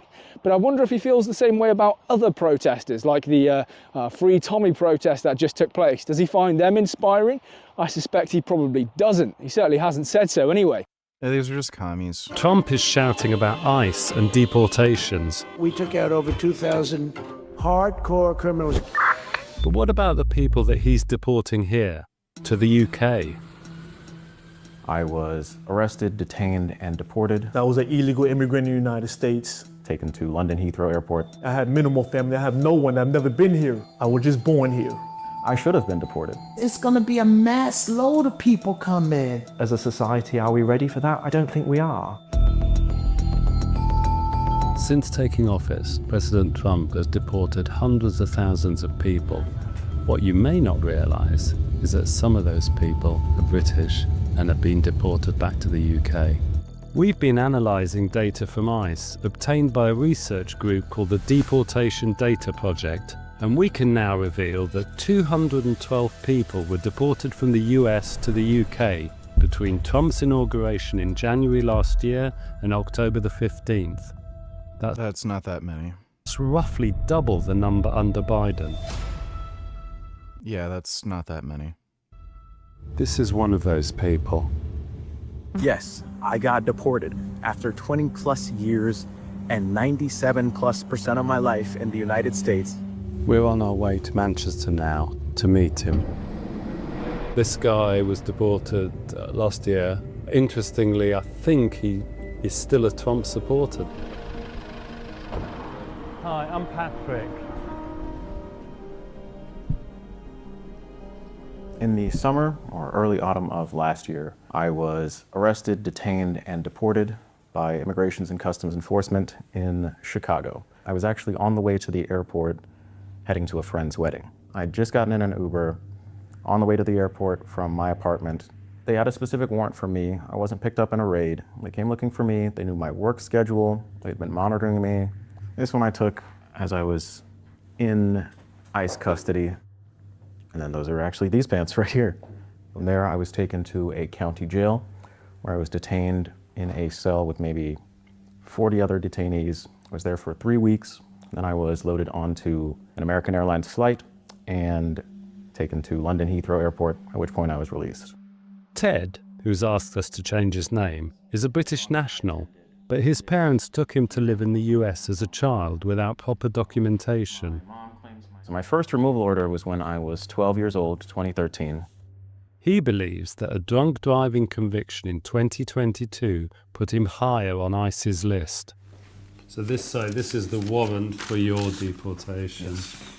Despite his deportation, he does still support Trump's immigration policies. Unlawful presence after learning that I was unlawfully present, right? I'm not making excuses. I should have been deported. There is an illegal immigration crisis in America, and any president who wants a lawfully ordered nation has the right and the duty and the obligation to enforce deportation. And yet with what just happened in Minnesota, you saw these leftist agitators that were impeding law enforcement. They were obstructing the enforcement of the law in attempts to detain and deport illegal immigrants, especially criminal illegal immigrants. And what Trump did is he pulled the Department of Homeland Security out of Minnesota. I think, if anything, if he... You think it'd be a good idea to give teachers guns to reduce school shootings? Yeah. He were being consistent with his policies, he should have brought in the National Guard and doubled down. I was curious to understand Ted's frame of mind in the video he recorded when he first arrived in the UK. You see that outside of London, all of England is a third world country. And his apparent dislike of his new home. A dump. I guess I stand by what I said in that video. I think I could have said it much more charitably in a less insulting or offensive manner. But those were my honest reactions when I got here. The demographics of England are a lot different than I was expecting. Just the concentration of ethnic minorities. As soon as I stepped off the train, as soon as I walked into the station, it appeared that the minorities were majority and the ethnic English were in the minority, at least in the train station. That was my first observation. How do you sort of square or reconcile the fact that you are the product of migration, your parents not from England, with your views about England should be for English people? I would make a distinction between the individual immigrant and immigration policy as a whole. I think it's not only counterproductive, but it's really just inconsiderate, rude to go to any... I don't know what kind of stupid question that is. These people aren't entirely against immigration, it's just mass immigration. Any individual immigrant and say, you don't belong here, versus the policy which allows... Oluwa, who also goes by Joe, is one of those people. Like Ted, he was born in England, but was brought to the US as a child. His family stayed there illegally. He was deported last year after serving 19 years in prison. I was incarcerated for a violent crime. I was young. That had to have been serious. 19 years? I don't make excuses for back then, but you know, I lived the wrong lifestyle. I was an addict. I would smoke weed. I used drugs. I was very inhuman. When I was incarcerated, ICE came to see me, said, we're going to deport you. We'll investigate who you are, because I was an illegal immigrant in the United States. I don't have no family in the UK. I have minimal family. I have no one. I've never been here. I was just born here. Joe says that the lack of support for deportees like himself puts him and others in danger. I just did 19 years in prison, no family, no money. I had 20, 30 pounds. Like, dude, this is the liberal brain rot horseshit. Oh, we should feel bad for criminals. Like this guy was in prison for 19 years. He had to have done something really fucking serious. And this guy admits he was acting like an inhuman whack job. And then, oh, well, he should stay in the United States, even though he's there illegally. Oh, poor guy. Let's let in all the illegal immigrants. They all have a sad sob story.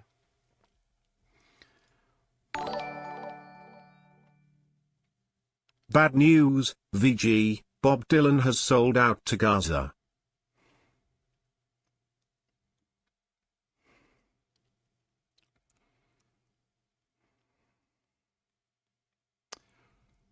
That's somebody's garage. So that link he gave me doesn't work, but that is a very nice BMW GS. Thanks for the donation, though, Dodo. I've been violent my whole life. What do you expect someone to do when their back is against the wall and they're starving and they're suffering and their mental health is not together and they're sleeping in the cold outside? To someone who's vulnerable, who's susceptible. Okay, this guy has no remorse for anything he did. Like, this guy's just a manipulative criminal. One of the physically, spiritually pick them up. This is fucking stupid. Knowing that his industry minister had destroyed relationships with key business partners in America and have this entire deal fall apart. Now, jumping back over to trading economics, we have this chart here showing Canada terms of trade. Now, in an ideal world, you'd want to see this going up like this, which represents the value of our exports is increasing faster than the price we're paying for imports. But under the Liberals, what do we have? We have this decreasing over the years, meaning the value of our exports is less than the cost of imports, aside from the final bar here, which is the Iran war and the price of oil skyrocketing. Since Mark Carney's become prime minister, we have to export more to buy the same value of imported goods, with these numbers being so sluggish down here. And this is why you don't vote for people who are completely incompetent, like Melanie Joly, who's a complete disaster under Trudeau, and here she is being put in the forefront as industry minister. Canada. What we do. Oh, sorry, wrong link. So look, we're not pacifist punks here over at God Villain Enterprises. We're not pacifist punks. We are the violent punks, because sometimes you got to get your message across with violence, because that is the only language that some people speak, unfortunately. This next song, we want to dedicate it to every single band that is using their platform to speak up to for the Palestinian people and speak against the crimes that Israel, the UK, and the US and Yeah, that's another person who needs to be thrown in jail. Thanks for the donation, Dodo. Dodo tell her to watch the whole video, no skipping.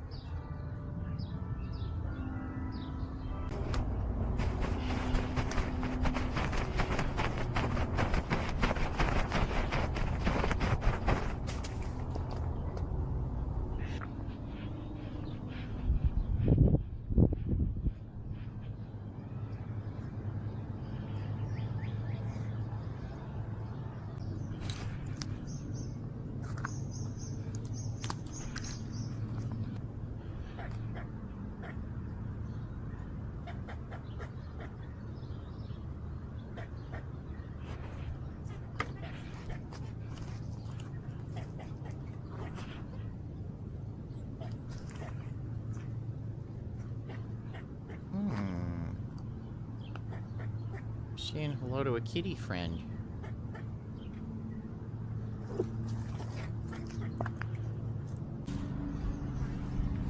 Oh.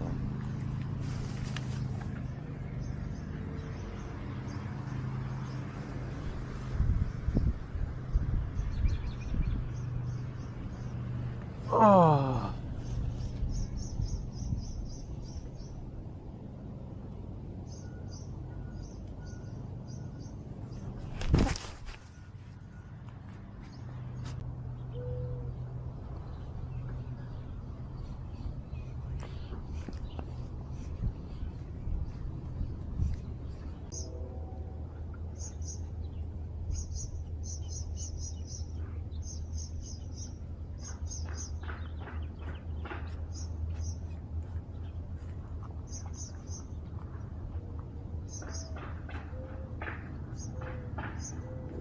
Wow. So majestic.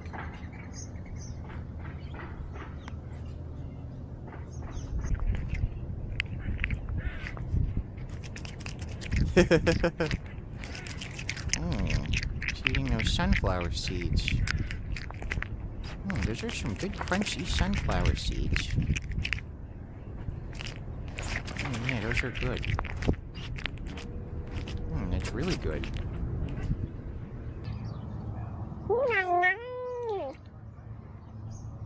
That's good. Thanks for the donation, Dodo.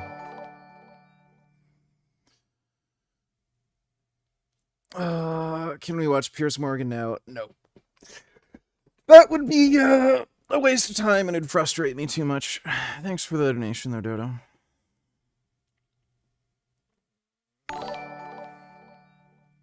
Joey donated $2. Let me see. Can't watch this. Thanks for the donation.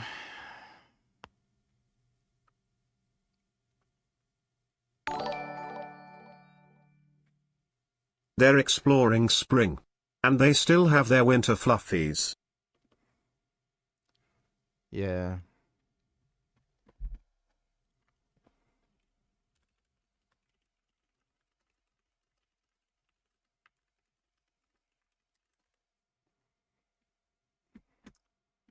Thanks for the donation, Dodo.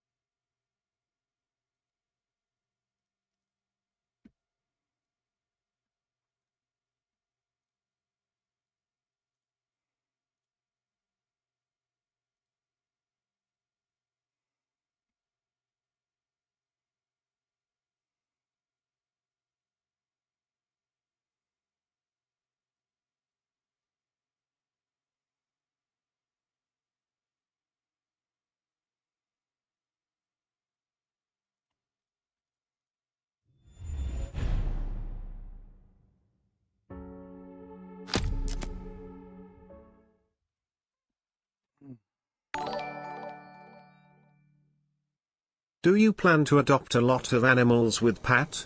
So you can become a deadbeat again when you break up with her and make her deal with all the animals you mutually agreed to adopt?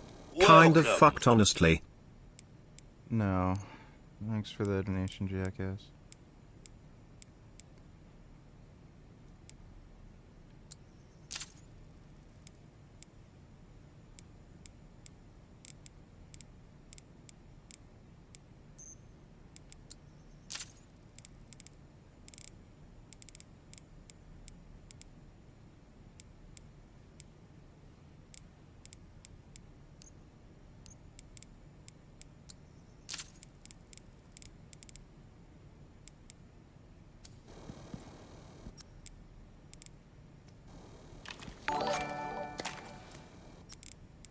Shidian and Alex Rosen were able to get a looks maxi think to admit to jerking to CP.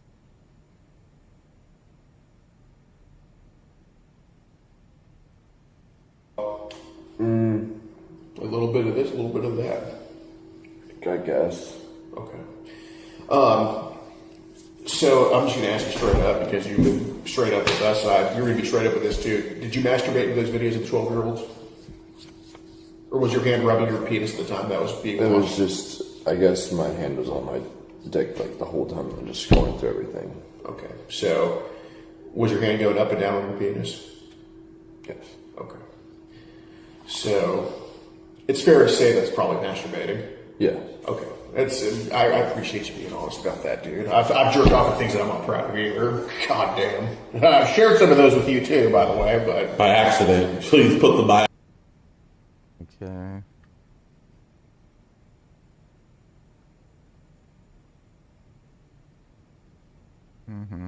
That's good. Thanks for the donation, nigga.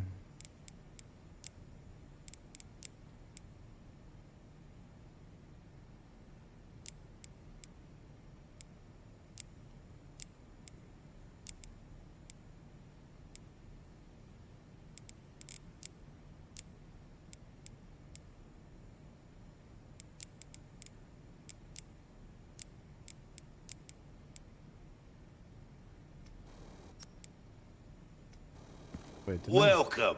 Buy? What the fuck happened? That's weird.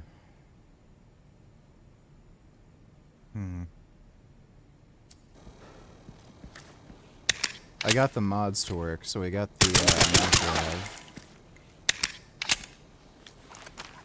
Got a different block mouse, which I think is a better model. We got the Benelli M4 now for the shotgun, and MP5 for the Strive Evo.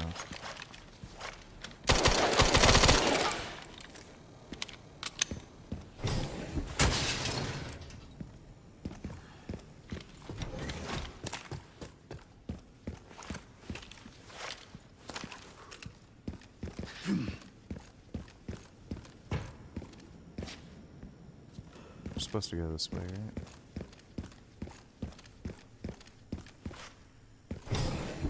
I don't know if I want to play Stalker 2. Haven't heard great things about it.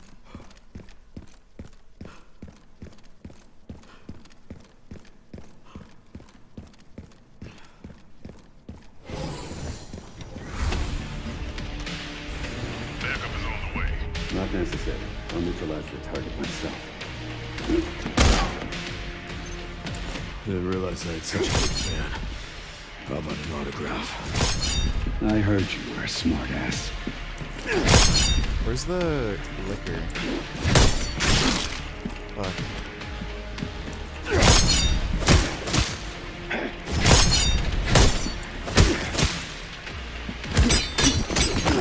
Wait, is the mod not working there? Not bad for someone at the store. Worried about me.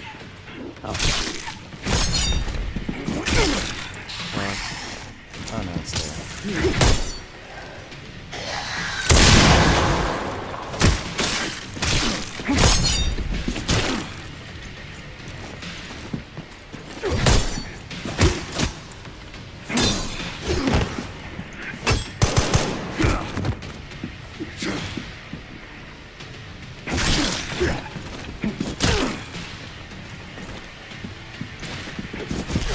Oh my god, I hate this! Target neutralized. Mission accomplished. Yeah, I think the new Forza Horizon's gonna be good. Oh, dude. Oh! Why does it start there? Why not just at the fucking checkpoint? Also, that guy is only 150 pounds at 6'2". Bro should have spent more time frame mixing. The halo effect is gonna help him when Tyrone wants his cheeks in prison. Yeah, hopefully. Thanks for the donation, dude. Wait. Fuck. Oh. I think the color changes when you max out the game. Didn't realize I had such a big fan. How about an autograph? I heard you were a smartass.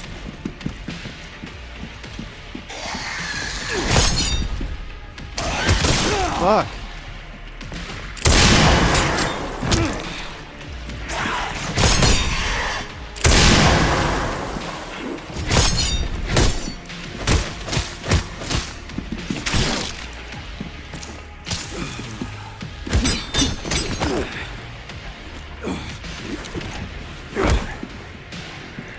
Not bad for someone at death's door. Worry about me. Sweet. Oh shit.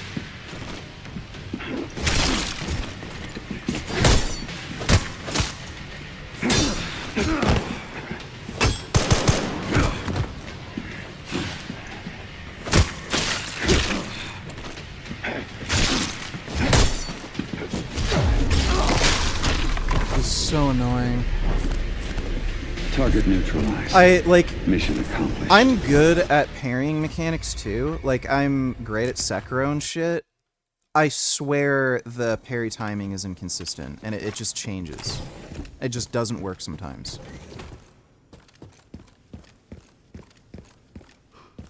Stupid, I'm trying to fucking beat the game on this difficulty. Why the fuck are you asking me to change the difficulty, you dumbass?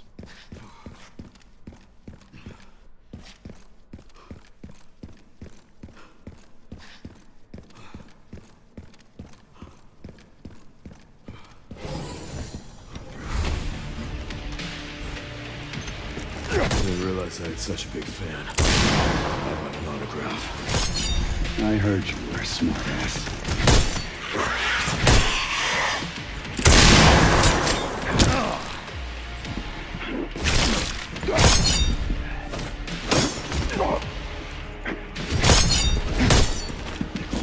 Fuck!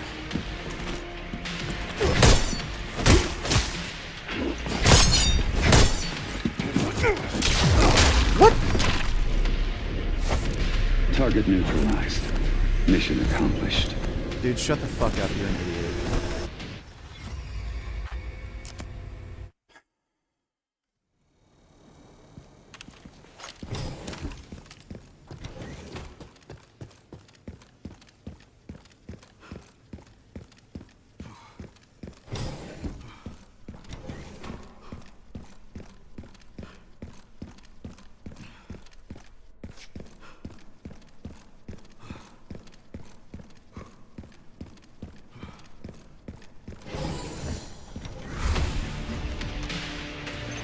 I didn't realize I had such a big fan.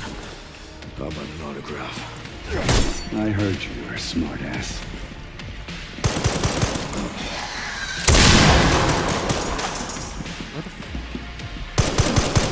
Fuck off!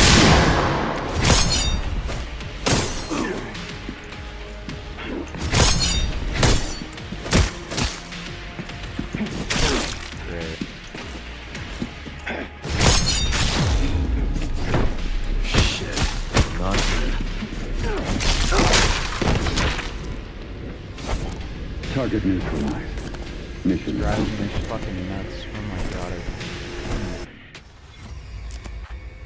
What is your fucking problem, dude? Holy shit. Hey, do I have to walk all the way back, too? Fucking asshole.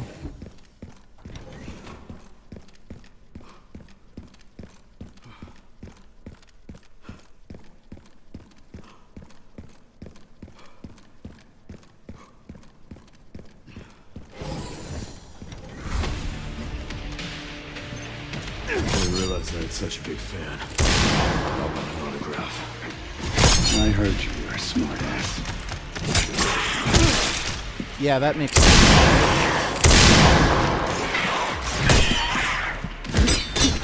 Oh my god, the fucking clicker. Or liquor, I mean. Not bad for someone at death's door. Worry about me. Sweet. You gotta be fucking shitting. Not Just... Oh.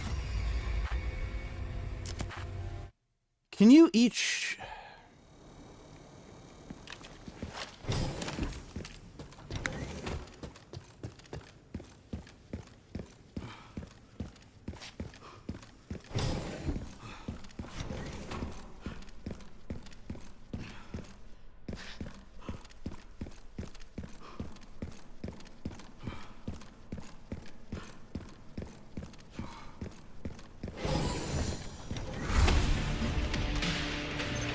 I didn't realize I had such a big fan. How about an autograph? I heard you were a smartass.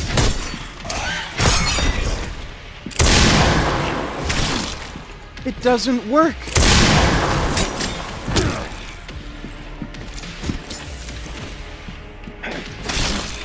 It literally just doesn't.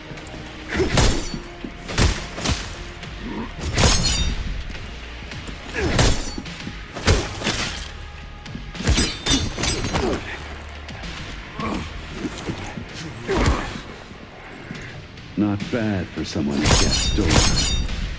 Worry about me. How sweet.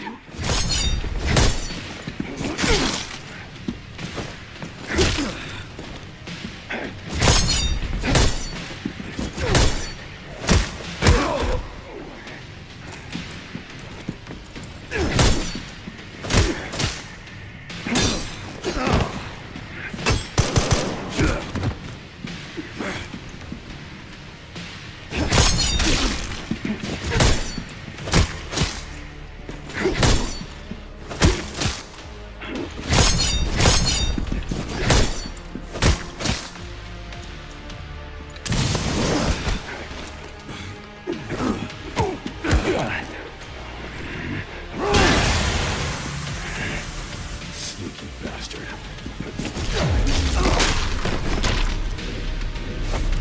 Target neutralized. Mission accomplished.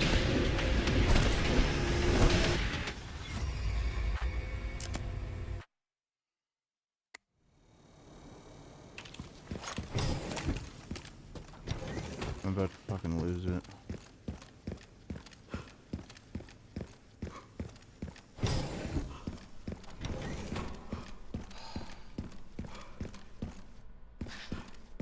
Fucking shit.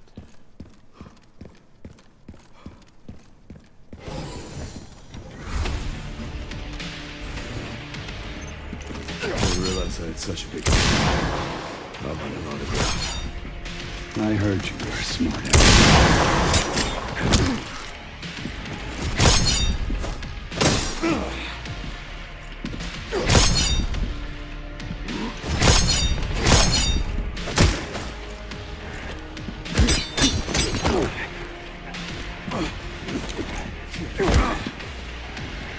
Not bad for someone at death's door.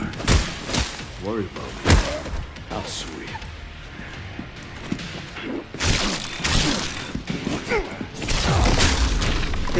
It literally doesn't work. There's no chance. I did not mistime that. It just decides when it works and doesn't. Fuck this.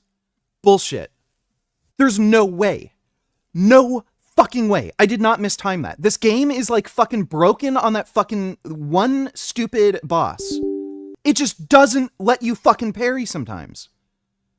Fuck this. Fucking bullshit.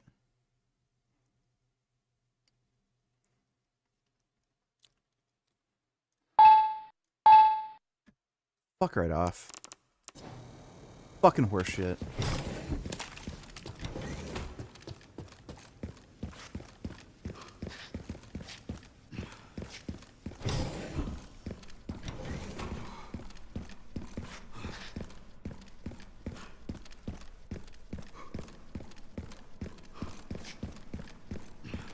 I click the fucking button to parry, and it just doesn't do anything.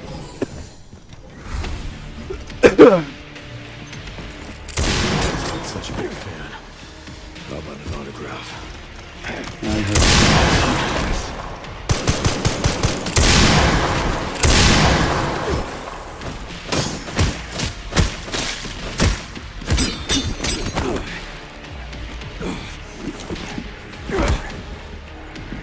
Not bad for someone at death's door. Worried about me. How sweet.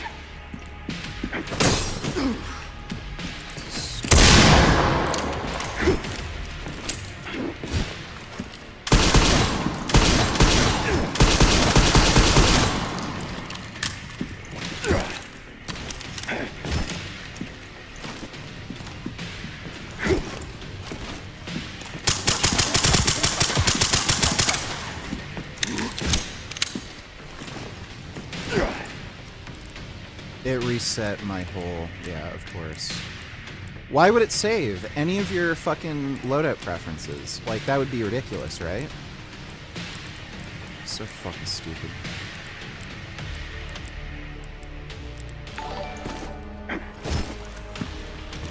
I admire the fact that even though you suck complete and utter cock at this game that you still want to win on the hardest difficulty. You utilize coping mechanisms and the law of sheer attempts in order to win. You suck ass and fuck you fag.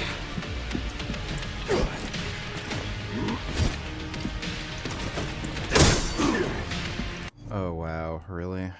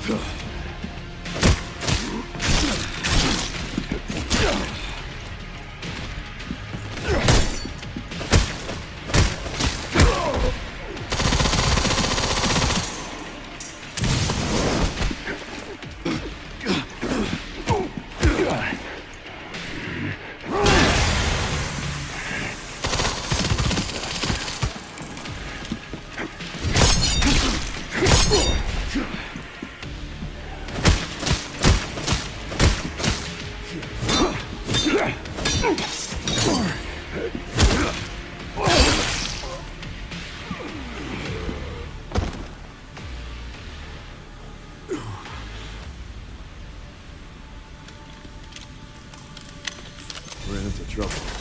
This guy was one tough bastard. Coming from you, that's quite the compliment.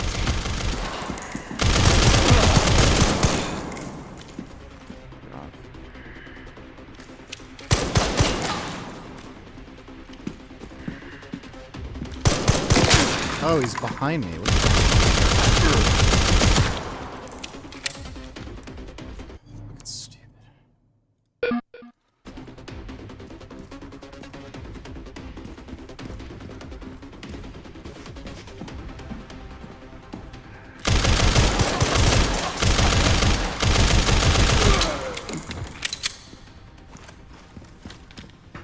Grace should be nearby. Time to finally get some answers.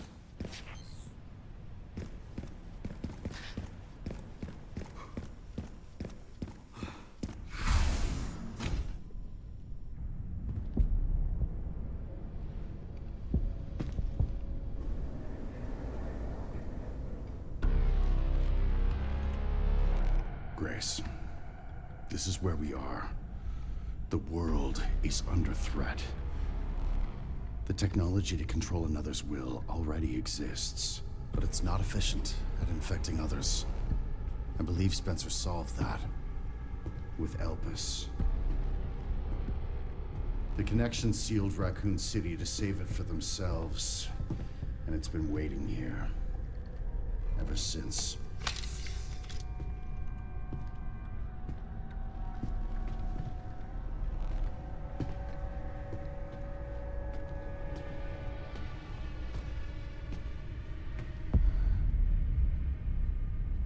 This is as far as we could get. If the wrong password is entered, the Ark will be destroyed and Elpis will be lost forever. So tell me, Grace, what's the password? I don't know. Of course you do. You're the... Leon! Don't embarrass yourself, Mr. Kennedy. You can't beat me.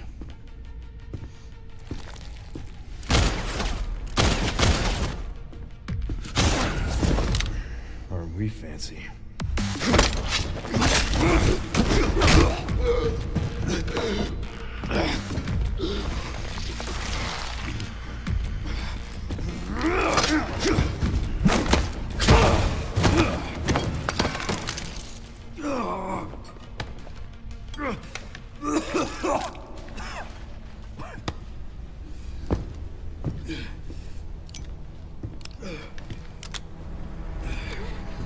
Don't move! Oh, wait! You still need me, right? That's funny. Come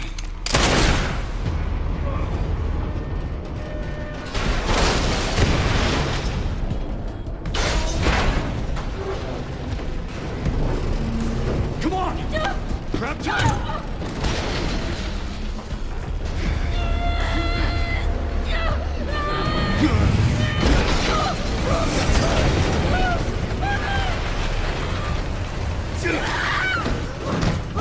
I got you.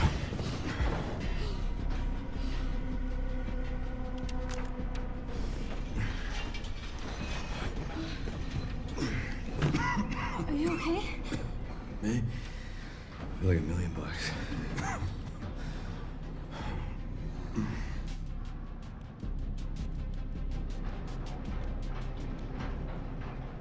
Where does this take us? Your guess is as good as mine.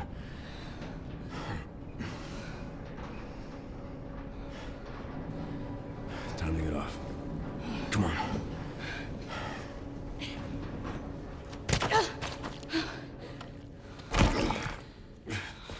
What now? Mod I have should skip this gray section. Leon! Ew, he's in gross sludge.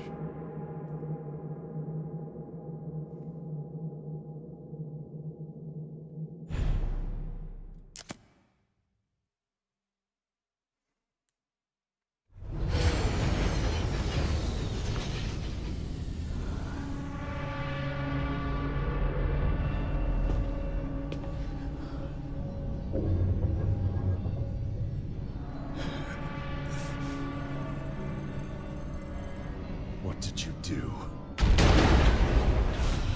What I had to. Grace, get out of here!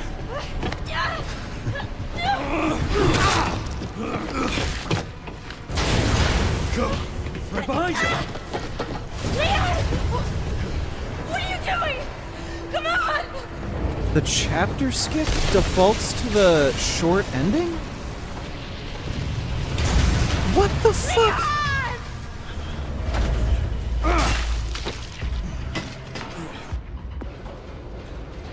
This is insane. What? I can't believe that. Why would they have that mod? It's broken. Whoever made that mod's a fucking idiot. Oh my god, that's just the stupidest fucking thing imaginable. Whatever, I feel sick anyway. I'm just gonna rest in bed, take a shit maybe. Okay. I had a weird day today, but tomorrow should be better, so see you guys later. I might do a leg training stream very early. I'll probably take a nap or something and then wake up in a few hours, just do some leg training. And then we'll stream later. But hope you all had fun. Big thanks to everybody who donated in Streamlabs. Really appreciate it.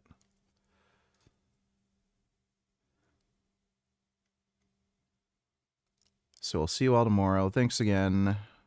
Not even tomorrow, just like in a few hours probably. Well, thanks again, everybody. Oh.